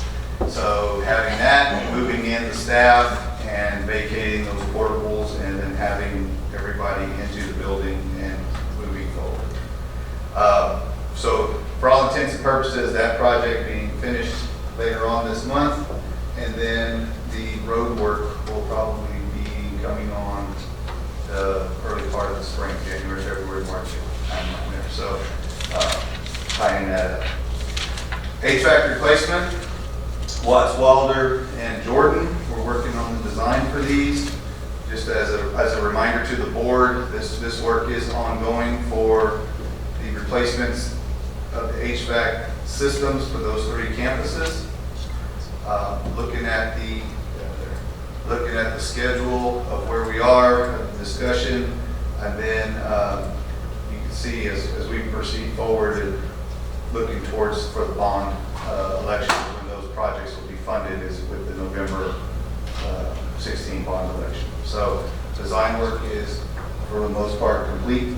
Now we're waiting, and as a reminder on that, I've been saying it with the bond forums, with at the campuses as well as with the communities. This impacts each campus for 2 summers. So we're basically, for Wilder, Watts, and Jordan, this will be a 2-summer project. So, and then for Wilder, parking lot is done. So that one, for the most part, is finished. And then again, you have the financials in your packet. So, any questions for this month? Yeah, kind of an unrelated thing, but how's the swimming pool going for the YMCA? For the city? The swimming pool, yeah. Okay, for the city of Schertz? Yes. Okay. They're looking at a completion in December, having a quote-unquote soft opening later on, either on New Year's Eve or later in January. So we'll be apprised of that as well, and I've asked them to keep us aware so that the board will also be involved in any activities that they do regarding the openings. So have you been monitoring that at all, or just kind of seeing how it's going, or that someone else is? Yes, sir. Every 2 weeks they have an owners meeting, which we are invited, and I have attended on most of the occasions when I can. I am there and following that process, and they're getting there. Wayne, with that, we've given no money to that, right? We don't give any money until it's completed and we can take No, sir, we've been paying on a pay-app process as the project proceeds. If they're at 10%, we pay the 10%. Oh, okay. We pay the 7% as they proceed on through the project. Can you go back to the slide that showed the financials? I'm sorry. Yes, sir. Kind of zip through that real fast. I just wanted to see what the contingency fee, where's that at? I'm sorry? Where's the contingency fee? How much have we spent at the contingency fee? It's right down here in this bottom section.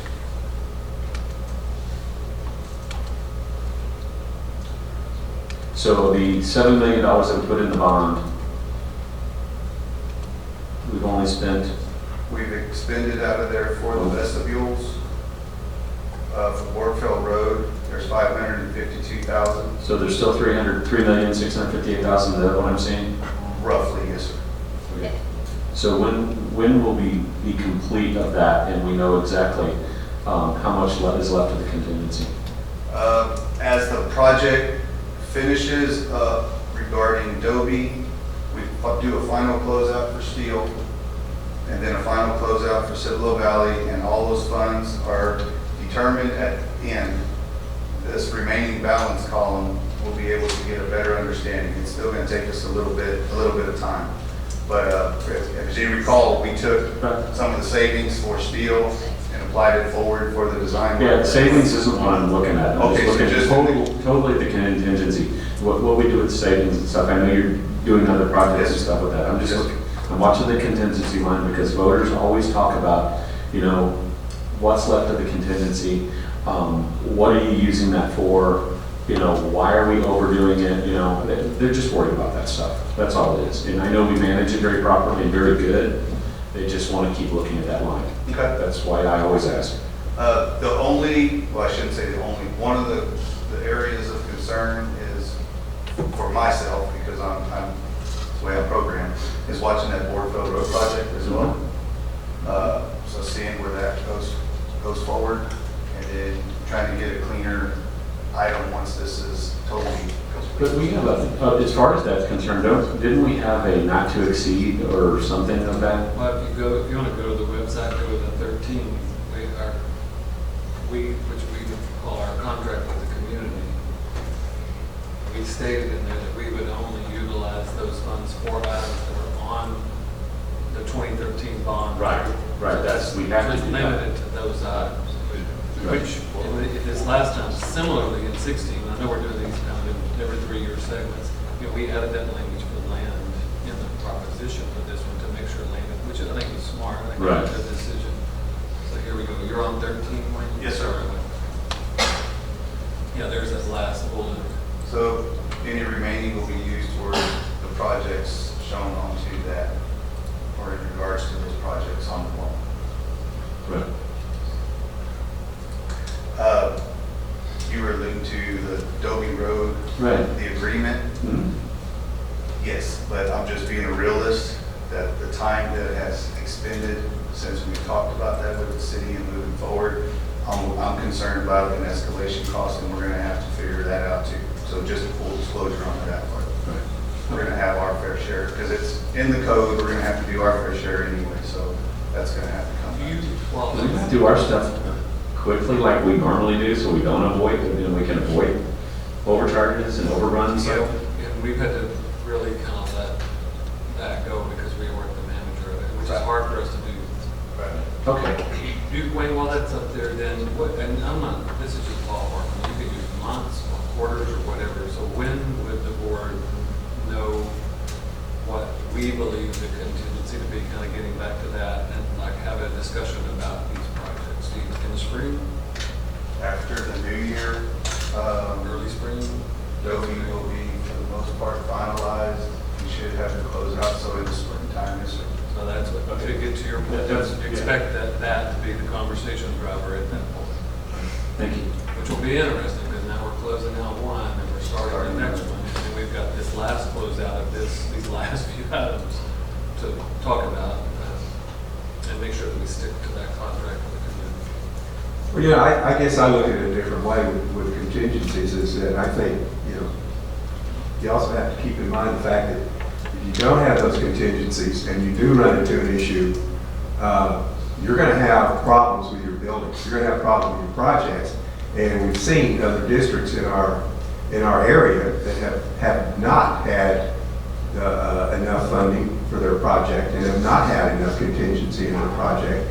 And then you have to dip into your fund balance or into your own account, your school balance, and you know, and people aren't gonna like that either. So, you know, I think it's very important to, you know, we say we overdo it, but I don't think there's such a thing as overdo it in this case, because the way time goes, and again, as you said, you know, in some of these projects, we're not the manager. We have to rely on the cities doing their bit when it's time, or the county, or whoever it might be that we're in partnership with. And it's a good thing. I mean, we do get things done because we do have very good working relationships with these folks. But we're not always the driver. So sometimes we have to sit, you know, okay, the costs are going to go up. This is just fact of life. So you know, someone asked me about contingency. I could explain to them that, you know, this is why we have a contingency, and you have to look at both sides of the issue. And I would much rather have some left over at the end that you could use for land purchases and whatever, because as a growing district, we can always use land and try to find, you know, good locations. But I would hate to have to tell the people, the taxpayers, that we have to either to dip into our, you know, regular budgets to pay for something we should have done a better job with. And so I'm comfortable with it. And this is a very cautious and conservative estimate. So anyway, that's, you know, that's my 2 cents worth. Anybody else? All right. I know you also have the St. Mary Clemens High School final design. Yes, and as we go forward onto this item, as I mentioned earlier, the board approved us moving forward with future design for the Clemens renovation and addition project. This was a stretch goal of ours to have some solidified plans to show you. They are not 100% solidified by any ways or means, so I'm giving you my disclaimer speech up front. Some of what we're about to see may or may not change based on factors of need. If we have designed and we have a plus of 12 extra classrooms, we're not going to build them. You know, we're going to put what we need for as far as that. If we have some X number of whatever, so we're looking at that. We're now at the point where we took the big global concept of what we've shared with the board, and we're starting to push that into the funnel, so to speak, before we can get the whole project out. So I'm kind of going forward on a limb here a little bit. So as a reminder, this is the existing Clemens High School site, and you see the front door is located here. This is El Bell, Church Parkway. And basically, every part of the building will be touched in this in some form or fashion, whether it be plumbing, mechanical, electrical, HVAC, or lighting systems that falls into the electrical side, or actual construction. So I want to review the concept, and then we can go through a few of the slides that I have prepared here. If you recall, the auditorium, instead of the inside, will now be on the outside. And then this area, the first phase, would be the demo. Sorry, I'll just skip that part. The demo of the existing career and technology metal buildings to make room for the auditorium. The new career and technology building in the back that then would have its own area away from the campus for the welding and the wood shop, as well as utilizing the existing gym space for career and technology program spaces, and then attaching a practice gym to our competition gym with beers.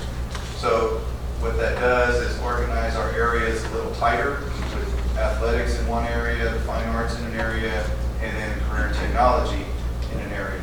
Additionally, we're looking at adding the campus, basically student circulation within the building, adding some corridor spaces, addressing ROTC on the west side of the campus, addressing and adding a new front to the building, which we could share here today for admin, administration, support staff, counseling, and then looking at the avenues of additional parking towards the west on the front of the campus. So that was the concept.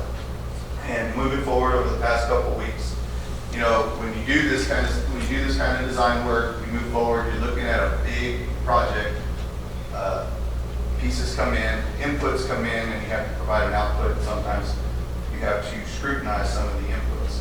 So again, this is some concepts of what we're talking about. We're going to see this slide a couple of times to kind of show what the finished idea, with a few changes that are still in play, with what we're looking at. So again, this is the front door on the left picture. Here's Beard, it's existing, and then the white is the new area here to the east of the campus. So the new practice gym, the new support space here, since we're taking out the auxiliary gym and its locker rooms, the locker rooms would be on the bottom floor, and then choir and dance on the top floor, and then this is your auditorium section for the new auditorium. Coming around the back, here is the layout of the career technology building, and then you can kind of see, you can't see a lot of the planning under the rooftops, but it gives you an idea of the impact of what the campus is about to go through. And then, or for design, I should say, and then the connectors for the students coming back and forth across the across that maintenance drive there. As a reminder, this maintenance drive is a requirement by code for fire, so we cannot close that in. We can go over it, but as long as it has the clearance for a life support safety vehicle, fire, EMS, etc. So this kind of gives the idea from the above, the front view of Clemens as it is now, and then looking at this being the new front. So you have a true front door of the campus, the columns with the rock and other, we'll get into all that later on. But this is kind of the idea of where we're heading for the front entry. This is the going on the left-hand side, the admin wing, principal, assistant principal, registrar, those support spaces. And then to the right, the counseling component, as well as other support spaces there. So the controlled entry as you walk in, buzzed in, you go left or you go right or you go into the building itself. So the concept behind that is all your admin support is in front, and you don't even go into the building to start. May I mention, are you using this as part of your bond presentation? No, this is right off the bat for you right now. Did this just get completed, I guess is what you're saying? I wouldn't call it completed, but we kind of got to that comfort level this morning. Yes, I did. I guess what I'm saying is... Marvin Mock is here to help me out and get to the jam. Yes. I mean, you just not got to this, in other words. I mean, okay, so that's what I'm saying. I can see as a voter out there, I mean, this puts some more a visual to the we're making renovations, you know, which most people just think is kind of touch up here or there. We do paint on the walls and whatnot, but this, in some sense, makes it look like a new school. Which I know plenty of folks on the Clemens side wouldn't mind seeing. So just, whatever extent you guys can incorporate this into your, however many presentations you have left, whatever's appropriate. So then moving, this is to the east side, and what you see going from left to right, this is the auxiliary gym. So you're looking on the external side, obviously. So the auxiliary gym to the left, this would be the entry in, and a stairwell going up to the second floor, and then your auditorium to the right. So it kind of shows the entry tied into this entry at the front, but this is not as, it's not your front door, so to speak. So this is the side entry to what we are calling the event center entry up to this point. All right, so again, we're talking this event entry on this side, and then the front door entry here. Looking at it from a further perspective, again, the auditorium on the right, the auxiliary gym on the left. So it's just another perspective of this. This is not total design, this is not the finishes, this isn't even the colors, I would say. I'm just kind of giving an idea. So again, now, as we're looking through here, like I said, this is going to come in a couple times. So this is going back, this building now, the Career Technology Building for the wood shop and welding labs. So this is what that building is. We're getting closer onto this one for as far as what it's going to look like. A sloped roof for the height for the lab spaces and for the shop areas. You can see the windows at the top and then the roll-through doors and then the main entry right in the middle of the building. Right off to the right, this is the back of Ewood. So again, right over here. Okay. So the connectors, these were the connectors over that maintenance drive. Right now we're looking at doing those as open air.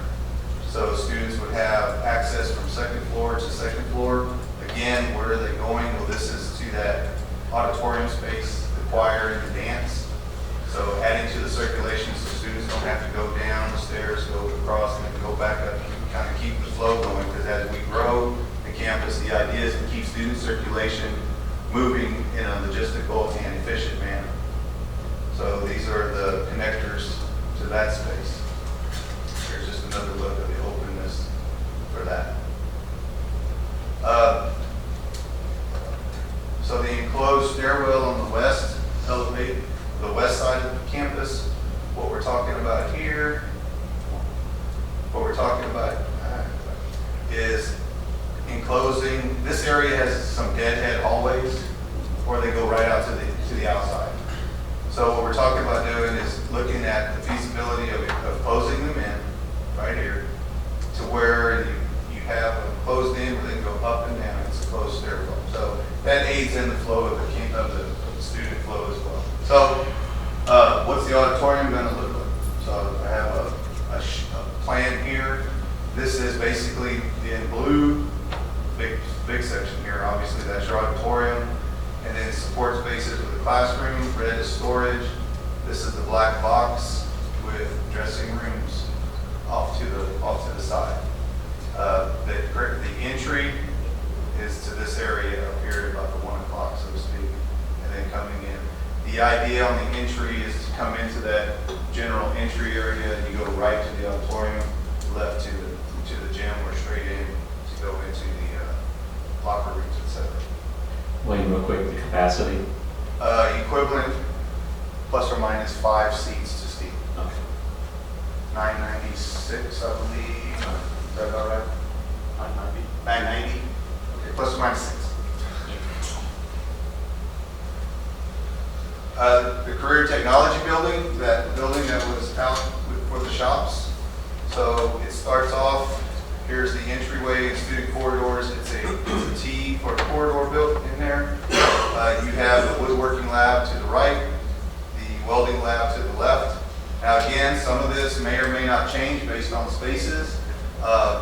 We have a STEM lab. So as we start going through our tighter design, we start going through the programming.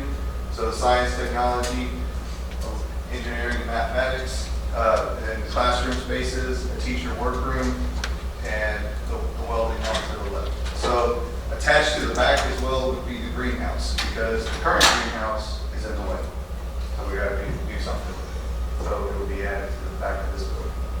Mr. Wilson likes to change that term to STEAM to include art. Yeah, he likes STEAM in there. Thank you, Mr. Westbrook. Science, technology, engineering, arts, and math. President Westbrook. The culinary and forensic science, this area, it would be above the existing, It's on the first floor of the existing gymnasium. first floor of the existing gym. So this is what we're looking at in that area with the existing gym, of having the culinary arts lab. And I'm sorry, I'd like to introduce, since I haven't done it, Monty Howard. I was going to call you Paul, that wasn't right. Monty Howard and James Moore from Armin Mock, the principal designers of this campus, working in collaboration with HECM, with Nick Tuttle and Monty Zapata, that have been dealing with this task. Wayne, can I hold that there? What's one other biographical tidbit of James Moore that everyone here needs to know? What's that? What's another biographical tidbit about James Moore that everyone here needs to know? He graduated from San Clemens. Thank you. I thought you were going a different direction. No, I'm not going to talk about your nickname back in high school.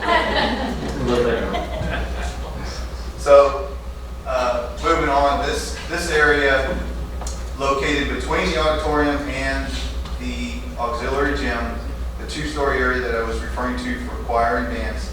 This kind of gives you an idea of that space.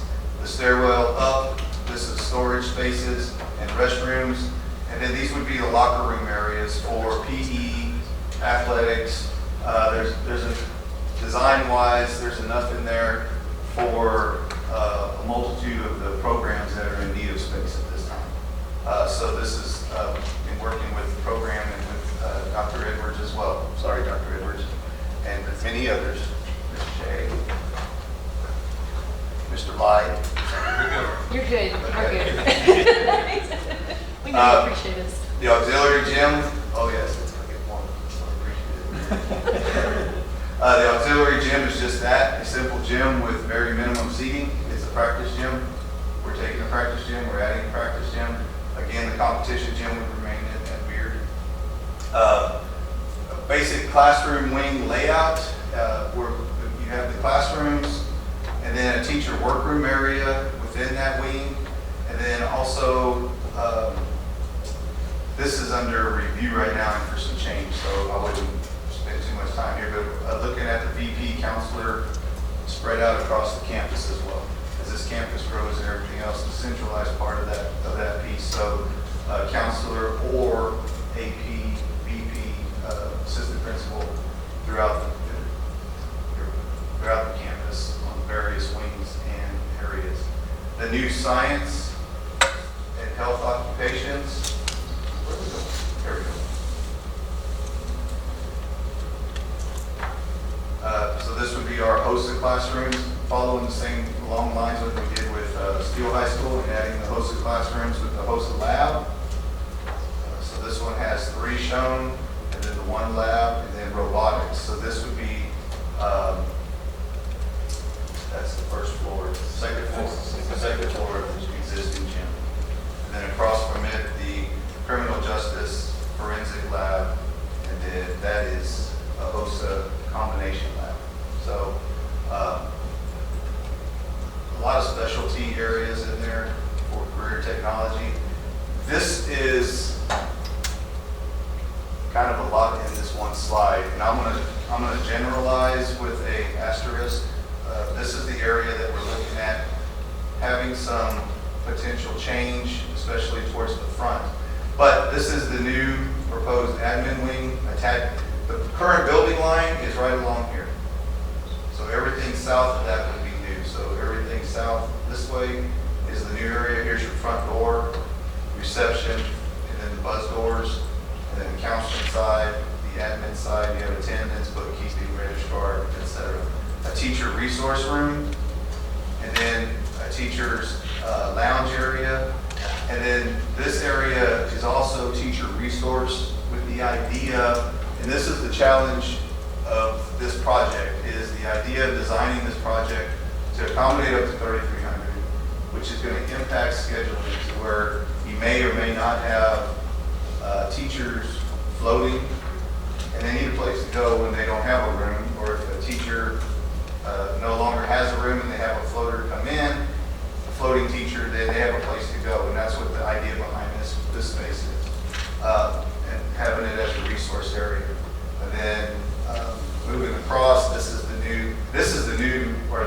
current admin area, by the way. So we'll reconfigure this with the new nurses suite here, the nurse's office, basically in brown, and then book storage, mechanical room, and then ALE for special needs close by to the nurse's office as well. The caveat here is, here's the layout for the satellite, the remote admin across the district. So it would have the 2 offices with a conference room and a waiting room concept, basically taking the size of a classroom and reconfiguring it for across the campus. So now the caveat of what just happened this morning, we didn't have time to put this in, I'm going to go forward with this part as well, is we have been investigating, wrangling, and looking at, let me get the front door view. So here we'll use this picture, this front door. This is the current auditorium space. So we've been saying, and up until, is going through demoing that area, building the wing within the confines of the campus. Right now, it's looking as though that may be more costly and actually more timely to do, instead of just demoing that area, open up the area for a courtyard to address seating and outdoor venue, so to speak, but more so for the venue for the lunches, and bringing this area and attaching it to the front of the campus on the left-hand side.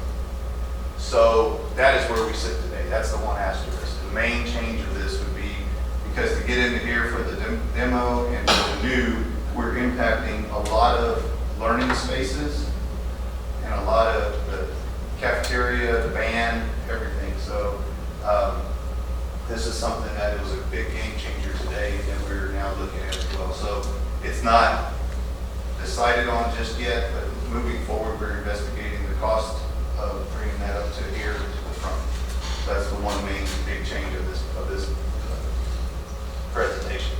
So the way it's looking for the schedule, October 18th as a discussion, not the final final discussion at all, because then we're going to come back in November as a discussion to show the more modified version of this. Then pending on the bond election, moving forward December 13th for action for final design, and then advertise and bids go out from January to March, having bids due in March, contract awarded at the March board meeting, and then notice to proceed in April. So it's kind of quick, but coming up. And again, just wanted to reiterate that we are doing this as an advanced discussion to kind of show where we are and show where we're going, and then there'll be another opportunity in November to go through this meeting. Yeah. 3 quick questions. You want them all in succession? Okay, just one at a time. So in the San Antonio Fire Department, whenever there was a major modification, major renovation, they had to bring it to fire code all the way up to the new fire code standard. Or did we get a fire modification request, or is a whole school district, whole school going to undergo a fire prevention or fire code? The answer to that question is a little bit, if you go back to the overall code, the axon, the portions that we're adding onto the building itself is built to a 2B standard, construction standard, so it has some modifications that's going to need to be inside the original main building in order to meet the new fire codes. We're going to bring up the fire sprinkler and the fire alarm throughout the entire campus, but that's the only place, other than the new additions, that we have to maintain the brand new stuff. There's a modification to the code. It's a current modification to the code for existing buildings, and that's the code that we're following for this project. Okay. Second question was safety features in the SRO. I know you said support staff was going to be up front, but SRO, where would they be located? Front left, correct? There's a space, I believe, of that front left version. Just gotta find it. Right here. Right there? Yes, sir. Right by the security doors, yes, sir. Okay. Third question was any green type materials or environment in the building process? Green materials, green? Our standards, as well as SCUC standards that we've been utilizing and developing throughout all of the projects, as it's not a green, but it's green without being certified. So we are utilizing renewables, resources, low VOCs, that kind of stuff, but we're not having it certified to cost the district to maintain those facilities as green certified campuses. Okay. Well, if I may add to that, a lot of those concepts are also a matter of code now too, with the energy codes that are in place. So with our due diligence, good design practices, and the code requirements, there will be some great concepts included in the design. That's by virtue of what we have to do to get the building built. Thank you. Wait, I got a quick question, or more of a comment than a question. The area where that you were talking about putting where the current auditorium is, yes, we know that that's an issue with soil content.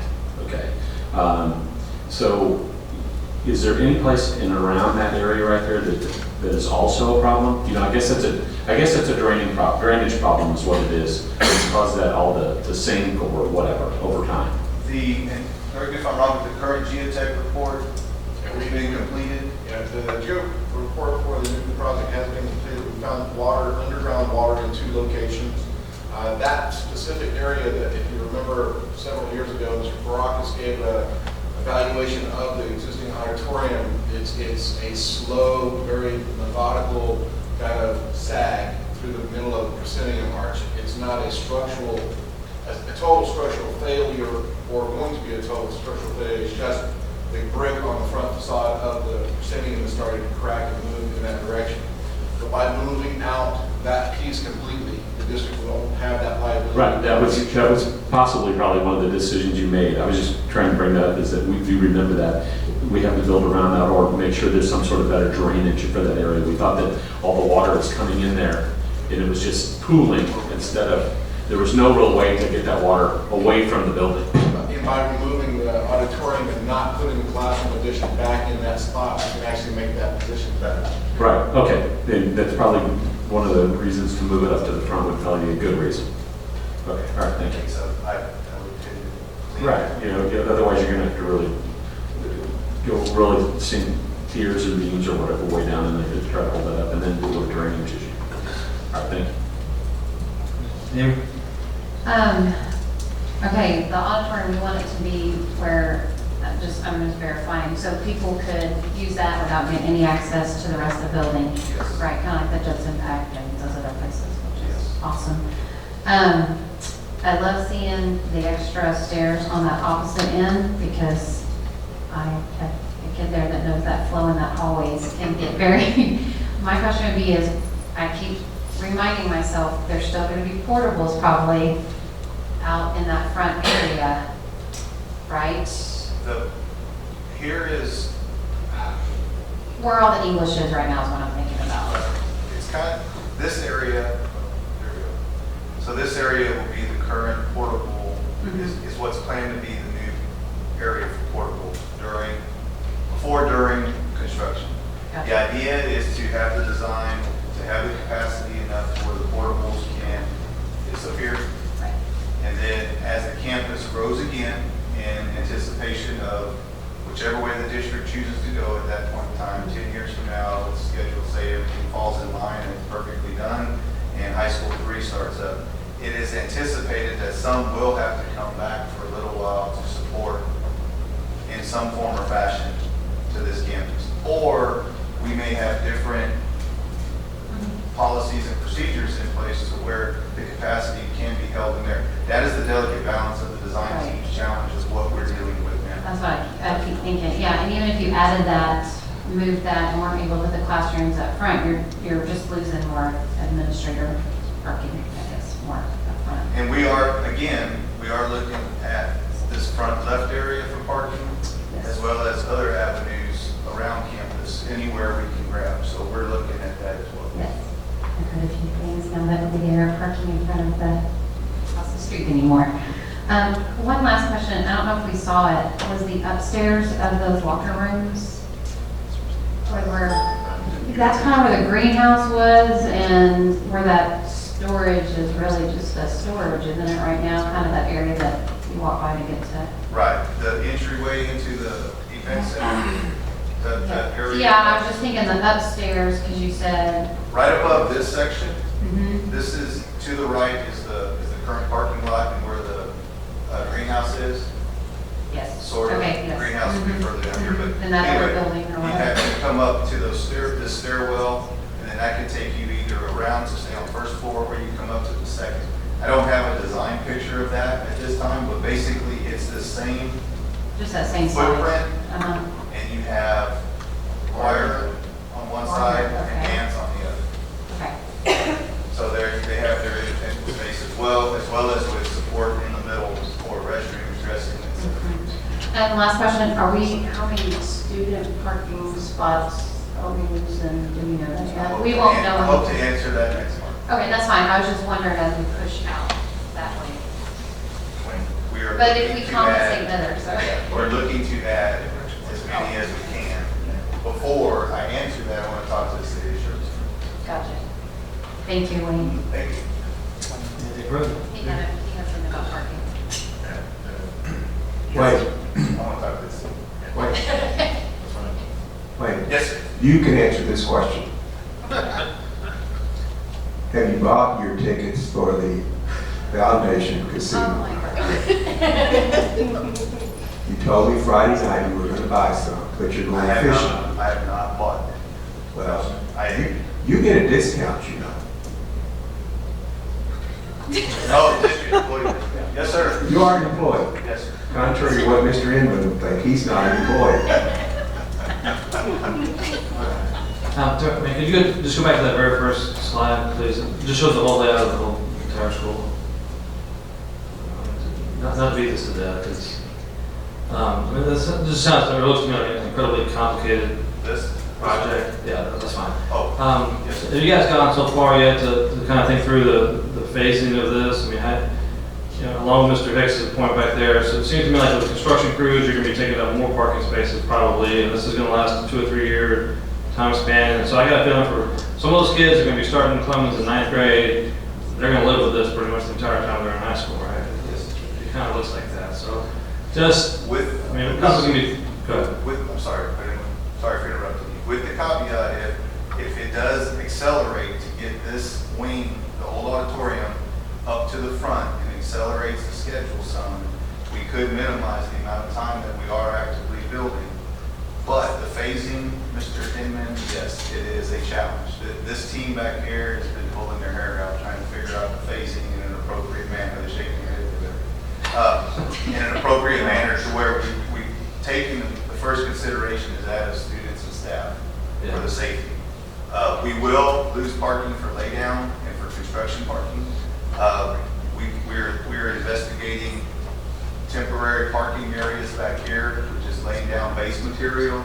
I mean, we're pulling out every tool that we can, every idea that we can to help alleviate this. Yeah, I think the tough thing, again, Mr. Moore back there and I graduated high school together from Clemens in 1985. And so I mean, I'm pretty excited to see what I would think if somebody's driving down the school or not driving down the street.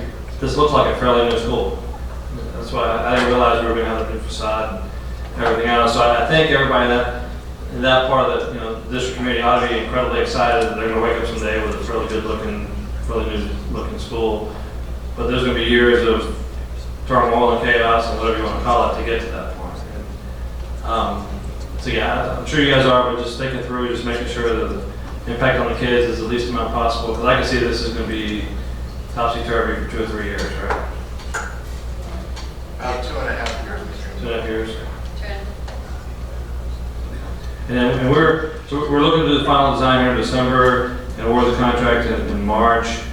So we're not awarding the contract in pieces either. We're doing one big project here, and then the way they go. At this time, it's a competitive sealed proposal to be done, awarding in March, and then notice to proceed April, and go from there. And yeah, there's no way this can all be done during the summer of 2017.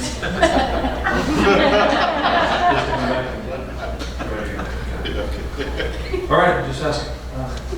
Anything else? Thank you, Wayne, that was really good. And be sure to get together with David later on. I think he may get you some free tickets to the Education Foundation. All right. Thank you. Thank you very much, Wayne.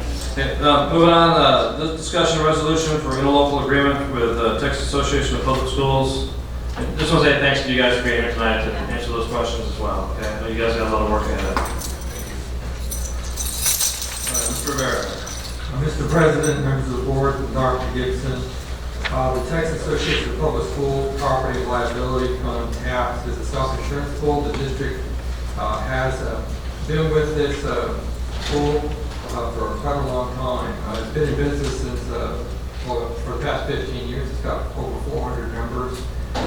School districts, public colleges, education. The district pays about $500,000 per year for our property and liability insurance. However, they've had some change in leadership and a slight change in their change of venue. If anything legal needs to happen, they wanted to have that happen in Beaver County. So we're amenable to that and just updating our agreement, the last agreement we had was in 2007 and we filed for the board.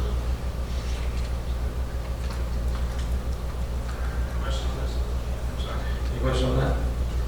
Okay, thanks, Matt. Next item, solicitation to provide curriculum audit services. Mr. Rivera and Dr. Wood.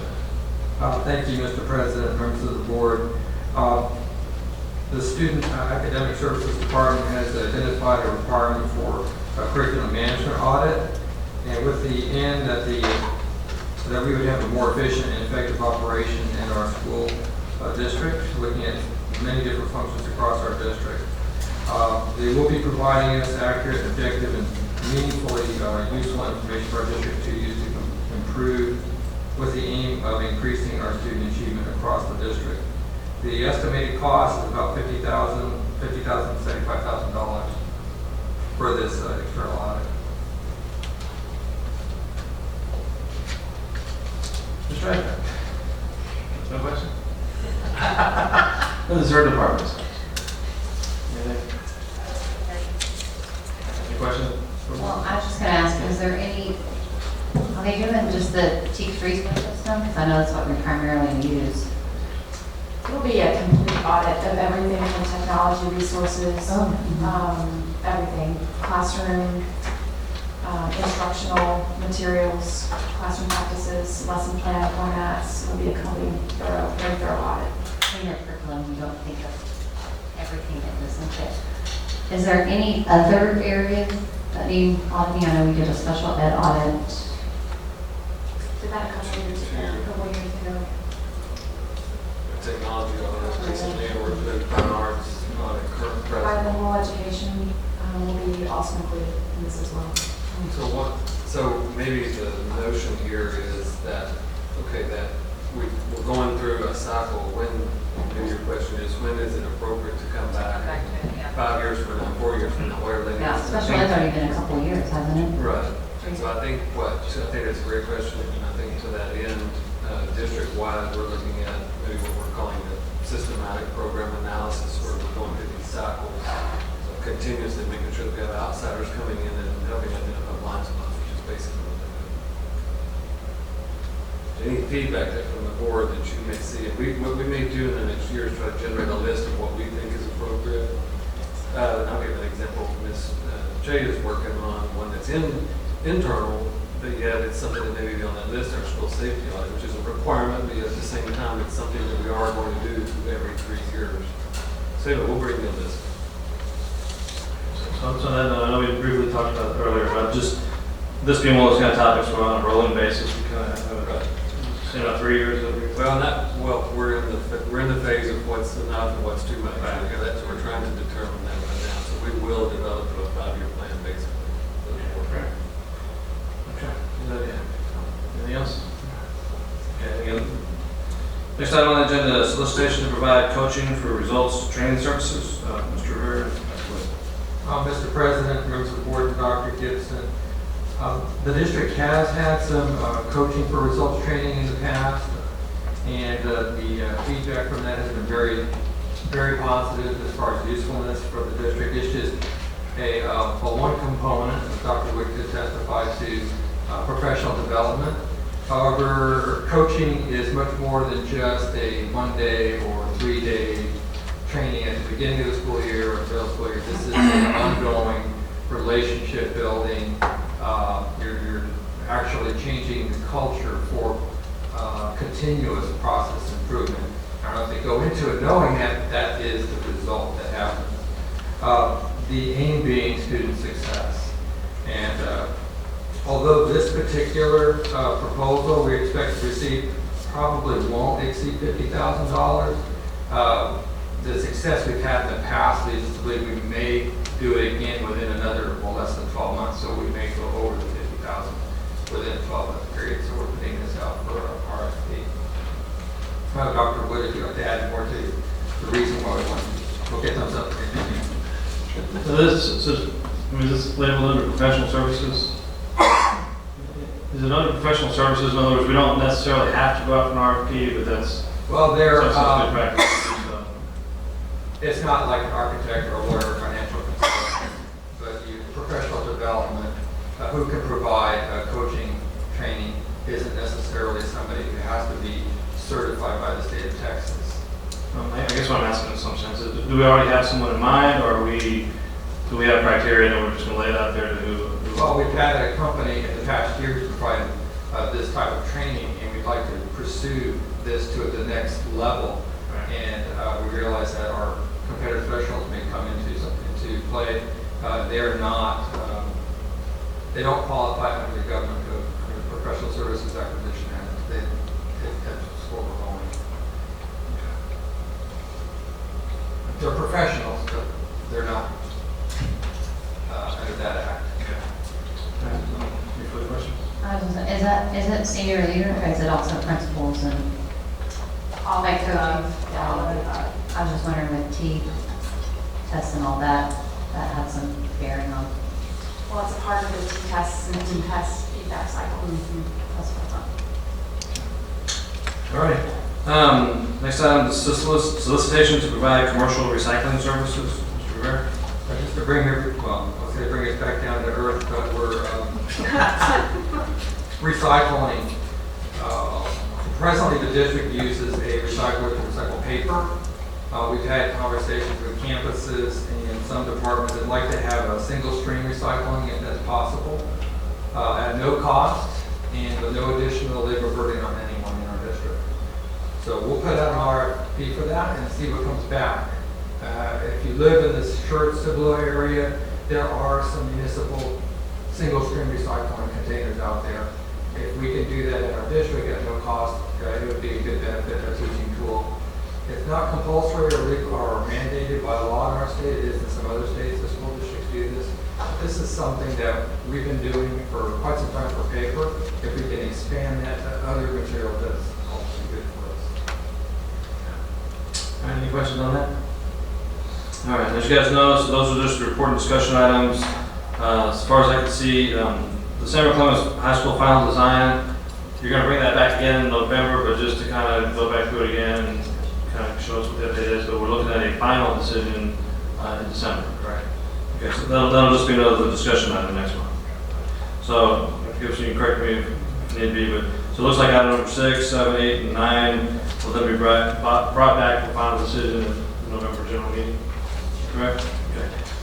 Do you have any questions on those? All right.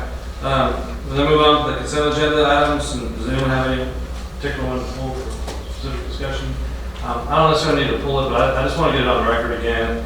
The design we're using for Rose Garden, it would not be feasible to put that design in the same location that we currently have Rose Garden, correct? Correct. That's simply because it's just not enough land. Well, the land and infrastructure supporting it around there, putting that size of campus with just those basic city streets there would cause traffic nightmare.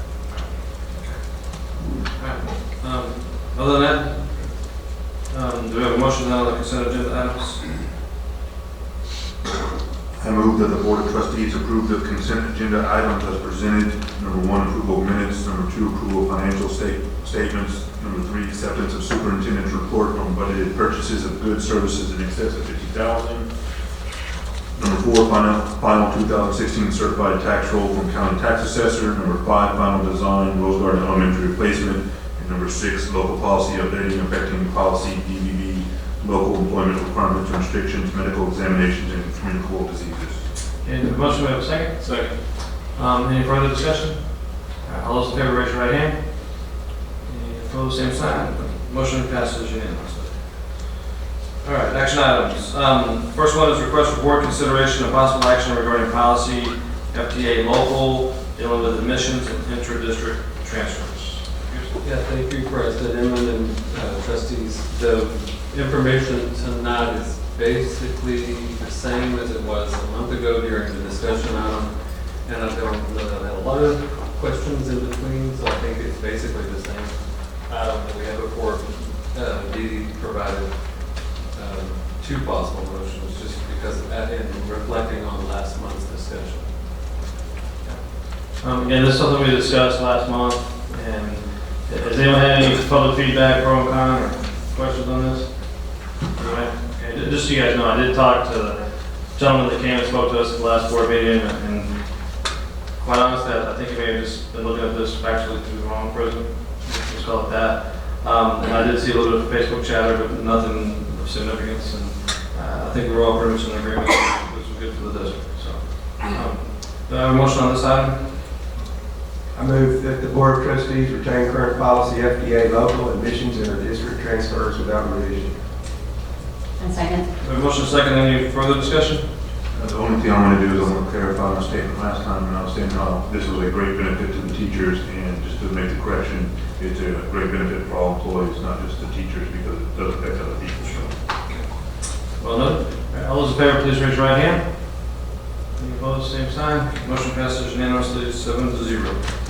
Next item, request for board approval, budget amendment number 2 to the general operating budget. And Gibson. Yeah, I'll do it in Mr. Skinner's absence. Last month and a few months prior to that, and I think half a year prior to that, we've discussed the expenditure projection plan, or the EOP.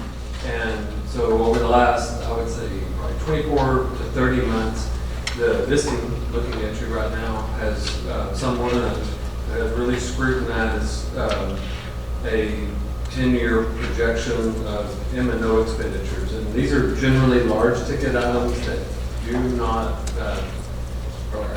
are not housed in the regular budget. So you've got a list there of samples just, to demonstrate that point. So last month we had our final discussion on. I don't think that this list changed since last month. A few of the numbers may have changed. We stated 30 days ago we were getting final estimations, our best estimation, and we're constantly having to sharpen our pencils on that because those things change daily. I'm going to tell you that whereas I look at this list and you think about the size of our budget, and that's a pretty healthy list there. A lot of this is catching up.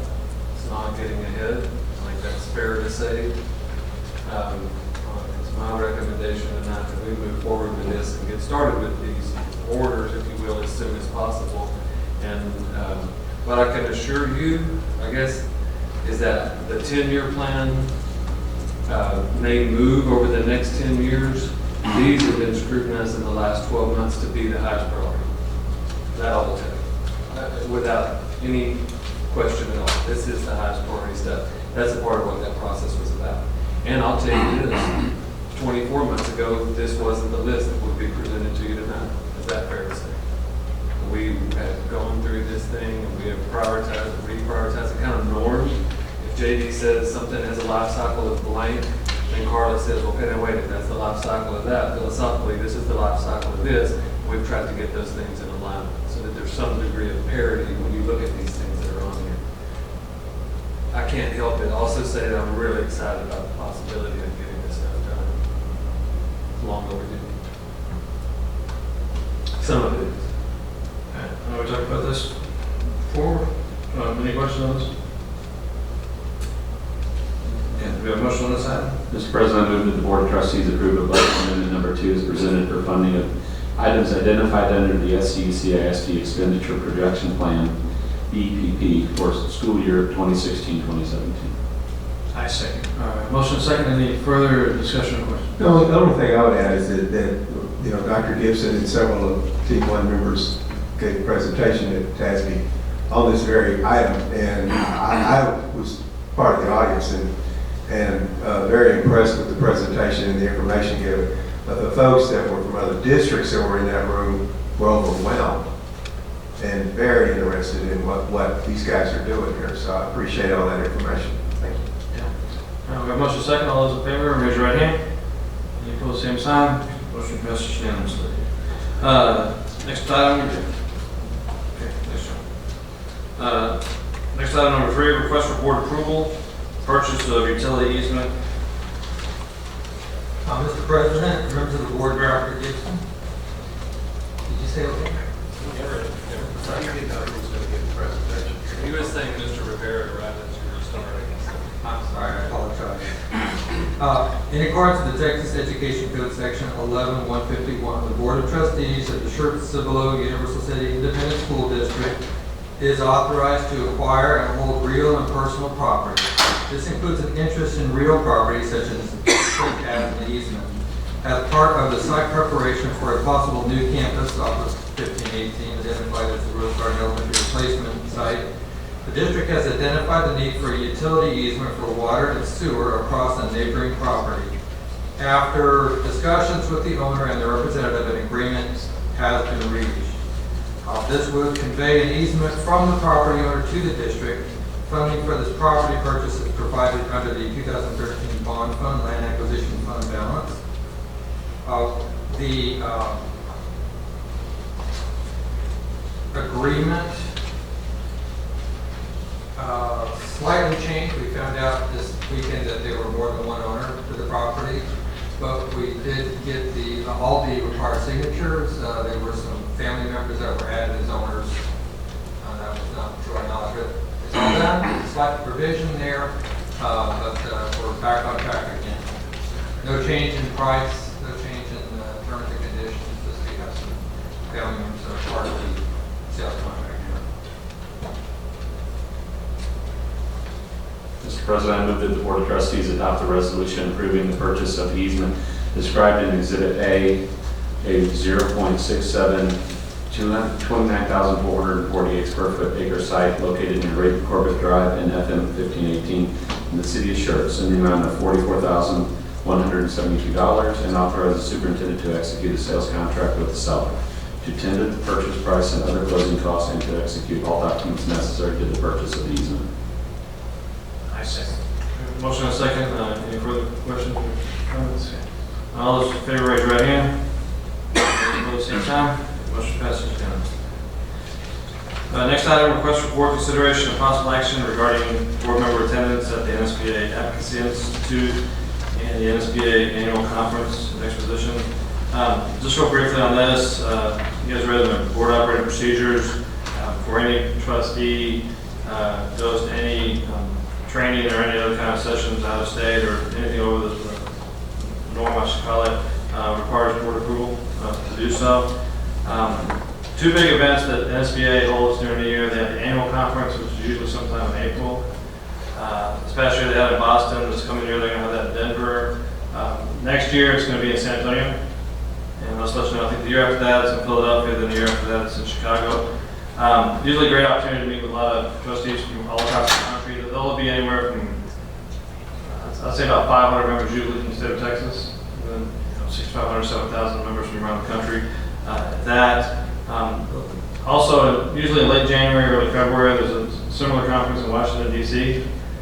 Usually it lasts a couple days, and you get some fairly detailed instruction on just what goes on in the Congress and the presidential level when it comes to public education. And then the highlights, the Tuesday, when you spend the day on the Hill, and you literally do just one after another, go to congressional offices and talk to their staff members. And it's really a great opportunity to learn about public education at that level.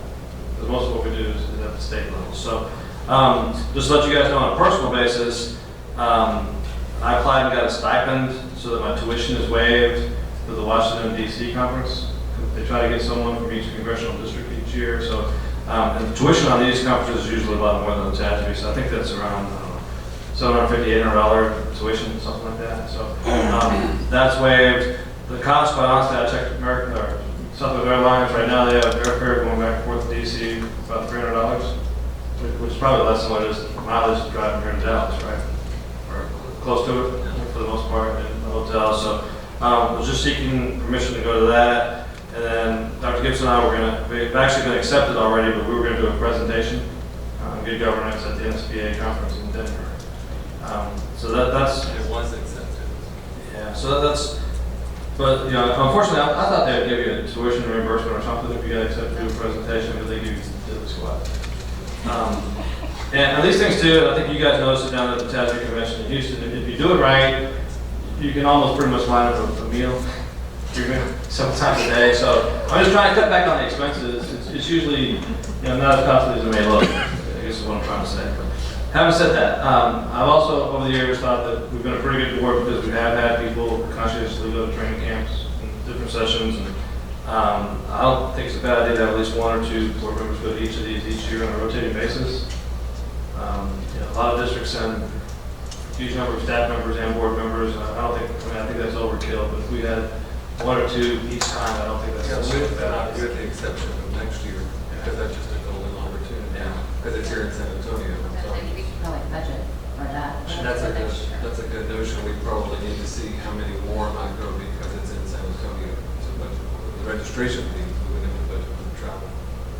And I would concur. I think having two, up to two, I think most folks would find that fits within our threshold of conservative budgeting. This board historically spends a lot less than most boards. And in response to, I think I've seen this over the years, just like with Robert getting on the TASB board now, and there's no telling how much more notoriety that's going to get our district, and just he's going to get an opportunity to travel all over the state and all over the country as well. That's a really good point. It doesn't matter how we do our presentation, it's going to be in that manual all over the United States, and we're presenting on good governance. So no pressure. So and Robert and I, he's going to get to go to training for free too. So as a board, that cuts down on our budget in the sense which frees up more money if somebody else wants to go to some of the other conferences. So anyways, that's the big pitch on those things. And you guys have any questions or comments? I'm interested in going to the Denver one, but we got to check schedules. Dee, I think the registration starts tomorrow, I think, for the Denver one. It's this month, so it must be. Okay. So quite honestly, if anybody else, I mean, I think the DC one is probably getting close to the Yeah. deadline on that, I think. I can't. The Denver one, I don't know the exact dates, I guess it's in March 25th through the 27th. And I guess I would say if we're still within the timeline, if somebody else wants to go, we can certainly bring it up for agenda item next month. Well, and we could do it tonight unless there's more than Ms. Strasback, and then if your schedule didn't work out, then we could bring it back and see if someone else. Sure. If you wanted to just Yeah. have it. Yes, that would be great. Okay. But is there anybody else who wants to go? You have a motion on this item? I got a question about the motion first, Mr. President. Sure. It says in here that we have to include the board member's name. I mean, I don't think we need. You want to just say two or less board members, like authorize two or less board members? just name? clarifying how you want to make a motion here, because it kind of indicates that we want to put people's name in there. Well, At we this could point, it's say up to 2 board members. Then I will, Mr. President, I move that the Board of Trustees approve funding for up to 2 board members to attend the following out-of-state conferences: the NSBA Embassy Institute on January 29th through the 31st, 2017 in Washington, D.C. Estimated cost of $1,500 without registration fee, $21.95 includes registration fee, and also the NSBA conference and exposition in March 25th and 27th of 2017 in Denver, Colorado. Estimated cost will be $2,500, includes all the fees. I second. All right, motion second. Any further discussion? All right, all those in favor, raise your right hand. Any opposed, same sign. Motion passes. Do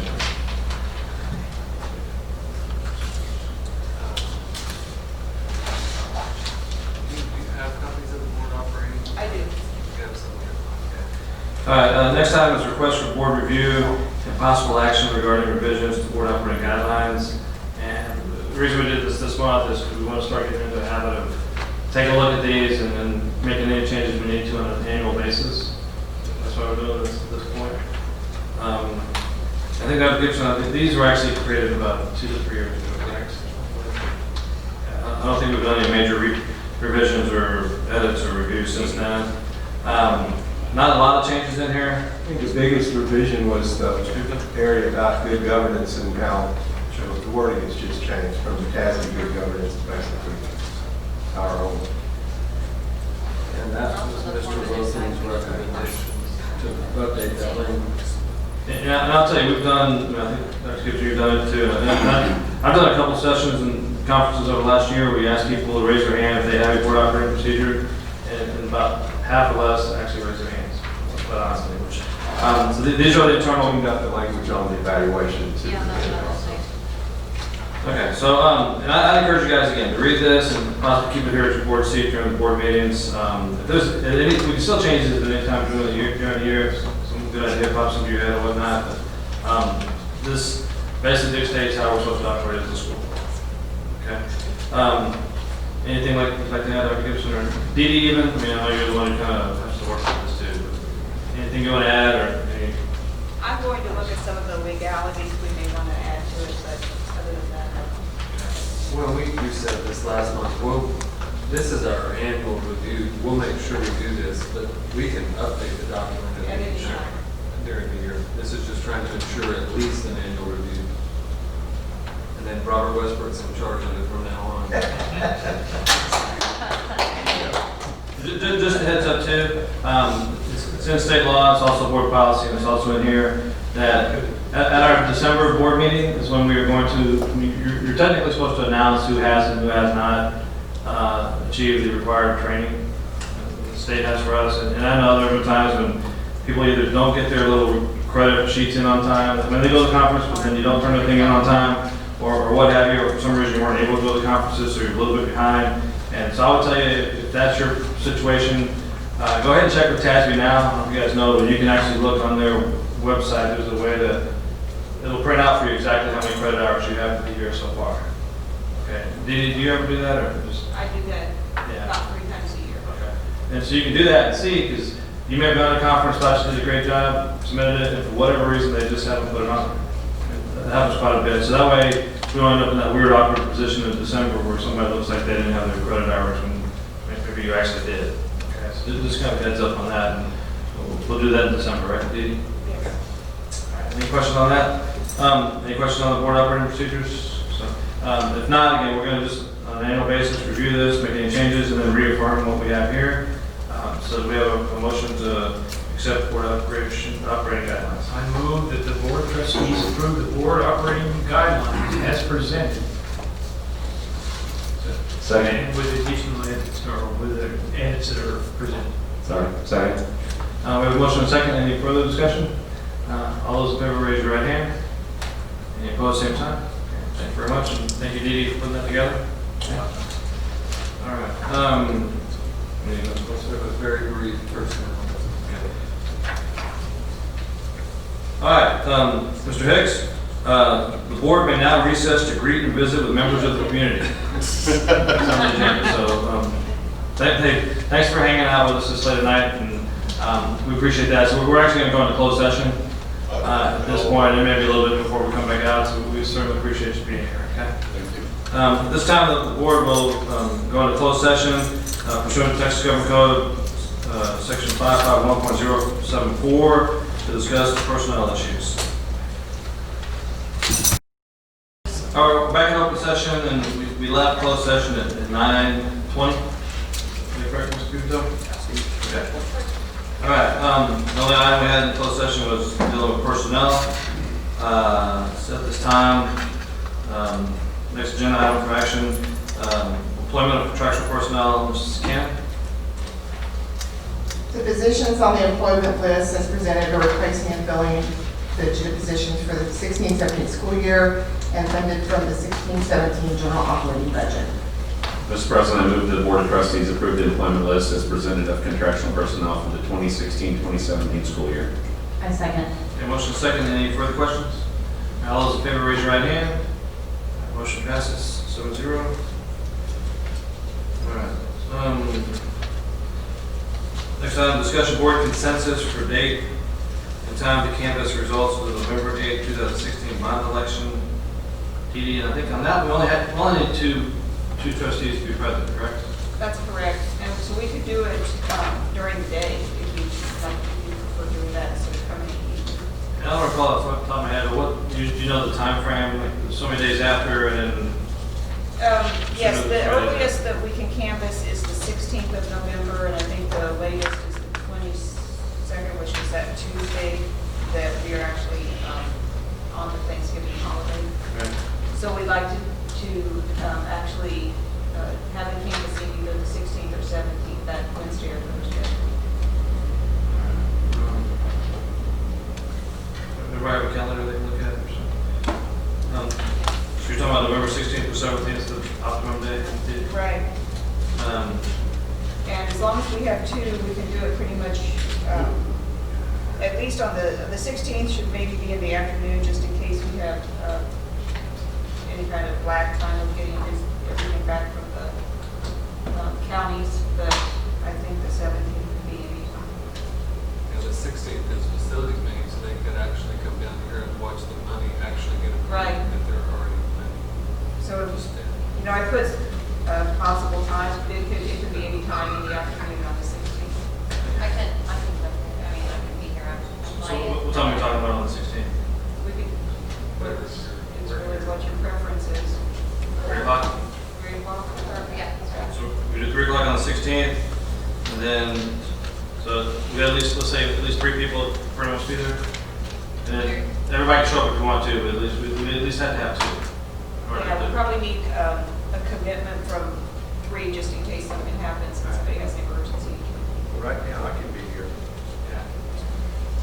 Looks like a good day. So again, don't feel bad at all if you can't make it for whatever reason. I mean, it's just technically we need 2 people. I think they show us the results of the election. Do you take a vote? I mean, I forget how that works. You have to, well, you have to approve it, yes. That'll be strictly the bond election. No other elections. It probably won't take 5 minutes for that. So everybody okay with that? Okay. Dave, Yep. Last item, review of board master calendar and request for future discussion items, action items. You too. You mean do the planning calendar for the board planning calendar first, which is,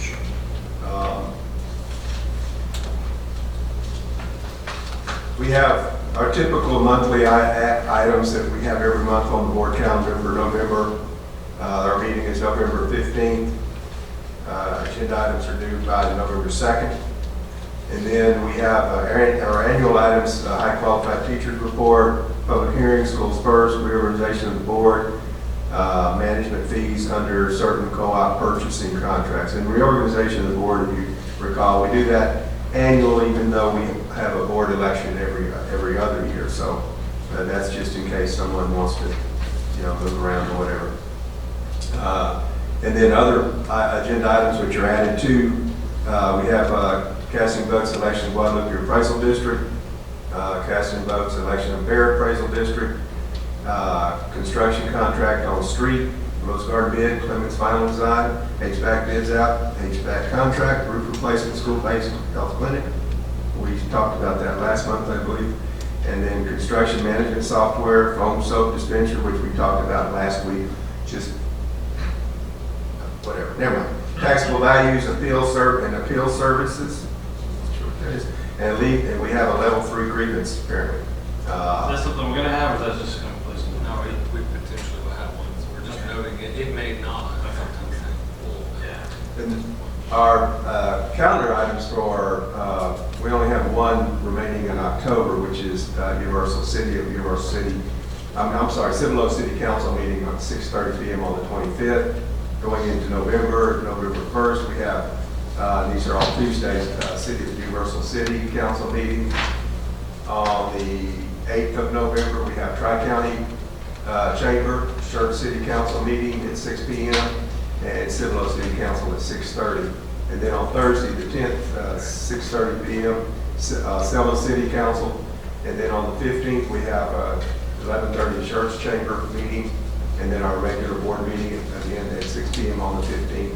And then on the 22nd, the second Cibolo City Council meeting for the month at 6:30 p.m. on the 22nd. And that rounds out the month of November.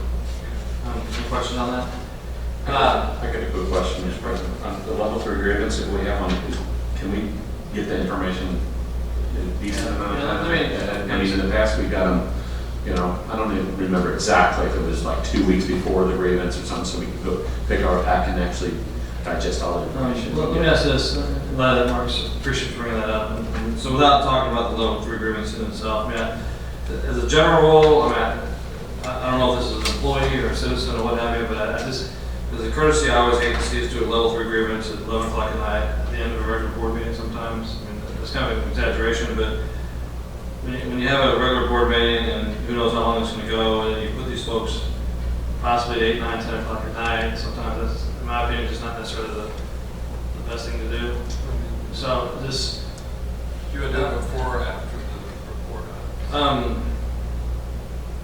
You want to let them? When are we going to know that we actually have it? Is it right now, the agreement wants to have it, we just don't know. It may get settled between now and then, but as of right now, the agreement wants to level 3. They submitted the level 3 at this point, right? Without getting into details, are we talking about long convoluted agreements or something that may be relatively simple? Yeah, I would just say we can do it after the report on it. When you basically said now's a good time, so if we're going to move it, just do it right after all that group disperses. We're going to make, conversely, we're going to make 200 people sit here and wait while we're in. Yeah. Can we stop the discussion items and do it after the report? Wherever you schedule it, right? The board can do it wherever they want. Right. You can move it. Yeah, and you can move it. No, but you don't want to commit them all,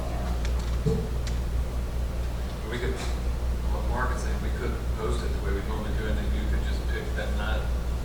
We're going to do it at this point. Like sometimes we'll do with the financial advisor so they can get to us again, or whatever. In the middle of those, could we, after that first group, when we've done the recognitions and it's that time to leave, or at any point in that go into, if requested, go into closed session, and we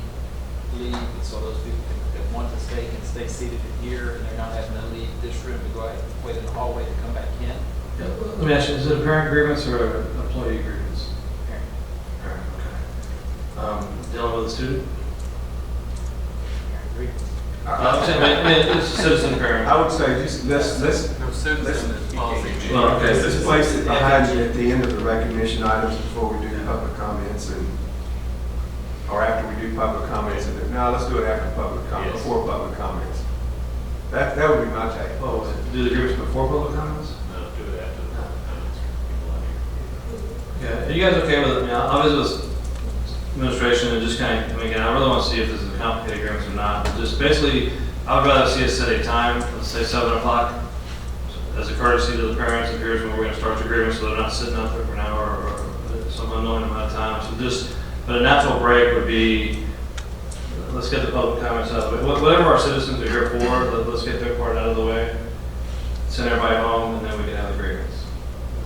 We wouldn't want to have somebody who's going to do public comments out and sitting around and waiting for us to come back out of closed session or what have you. But there's usually a pretty natural break in the board meeting. That's when we're done with why the audience is here. But and then as a courtesy to the parents, I'd love to be able to give them more of a set time than just show up at 6 and we'll get to you when we get to you kind of thing. Let's, 7 o'clock or whatever the time happens to be. Is that okay? Or just, So we can, I think we just put it on the agenda then until them 7, and then wherever we are at 7, we go to the agreement. yeah, that may be a better idea than put it in an agenda sort of way. Because expectations are. Right, as much as we like to say it's the administration board meeting, it's really not. It's the board's meeting. So we kind of just kill time. We just let timelines go because we're on y'all's time. Sure. Unless, in light of Mark's comment too, I think, and I'll just let you guys know, it's sitting on the agenda right now, but just sometimes it's when you have student grievance, it's a little bit iffy getting information out ahead of time just because you don't want that to be in the wrong hands or what have you. Sometimes it depends on how complicated it is, but it sounds like there's board consensus that everybody would much rather prefer to have the package ahead of time. So that you guys can review everything ahead of time, be familiar. Yeah, be familiar with it beforehand. So I'll coordinate with Dee and we'll make sure we get all that to you. So it's 5 days prior. Is that right, Dee? The board book? Pardon me? First draft board book is 5 days prior. Board book is, yes.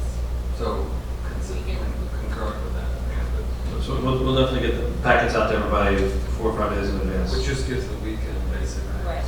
Is that what we're hearing? Okay. The weekend? Okay. All right, sounds good. Anything else from everybody?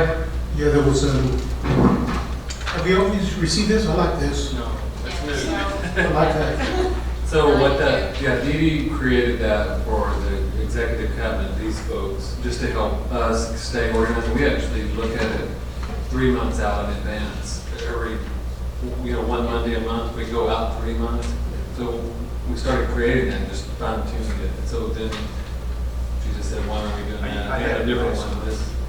I was able to use it last month.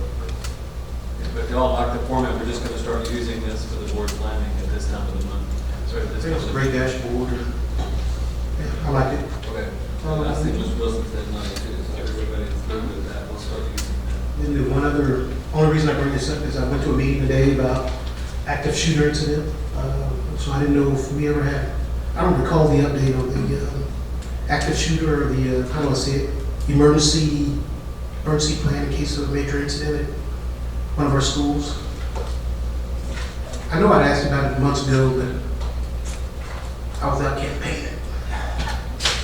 It's a process that Ms. Shea is working on with several of the different committees in establishing our processes for this. Okay.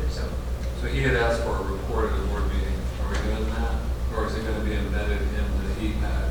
Well, we thought about it being embedded in the EPAC, but we can do whatever you're requesting. I know she's been working on setting those dates. They're looking for those EPAC dates and pulling that committee together. Part of that then would be, once we have that, that's something to report on to the board as far as actions and progress that we make there. I'd just like to take a look at it whenever it's done. That's all. I thought Mr. Carew said that there was there's a committee that statutorily has to meet.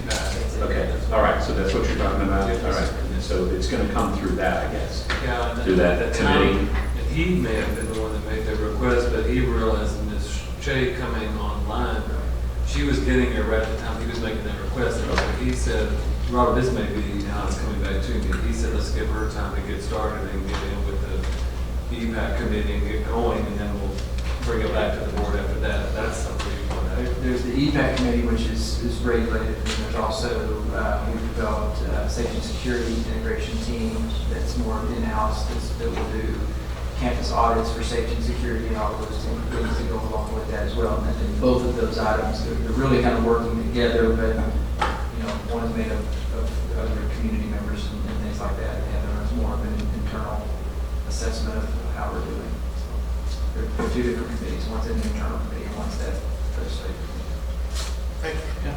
And that reminds me, I meant to bring this up earlier, but I wanted to commend everyone on the action regarding the Rose Garden situation. Even though it wasn't a campus situation, it was an area situation that affected Rose Garden the other day and impacted the afternoon pre-K students, I believe, going to Rose Garden, and were moved over to Schertz Elementary.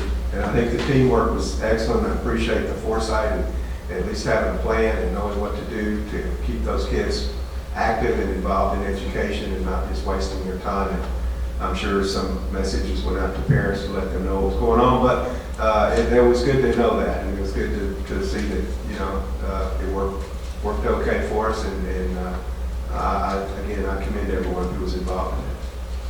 Yeah. So Robert, if I may, so if there's a decision, I'm not saying it has to be right now, but if there's a decision about what the board wants annual, then this would be the tool, right? So it would be here in these annual, this yellow section. And I don't know if it would be active shooter report, that seems pretty narrow. This is just me thinking out loud. When we have this more comprehensive emergency planning, but that's just one little slice of it. So why are we just pulling one little slice out of this company? Okay, that's just kind of my gut feeling. Would it be more of a EPAC update, or what happened in the EPAC this year, which then active shooter could be.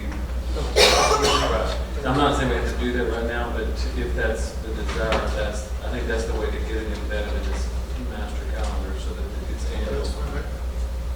The whole plan, I'd like to see. That's all. Okay, so we can talk about where would be a good time to do that, and what it would be called, and what would be in the report. Yeah, anything further? Have a half a bucket cake for sale. Anything further? Okay. All right, that's the case. We're adjourned at 9:39 p.m. Thanks.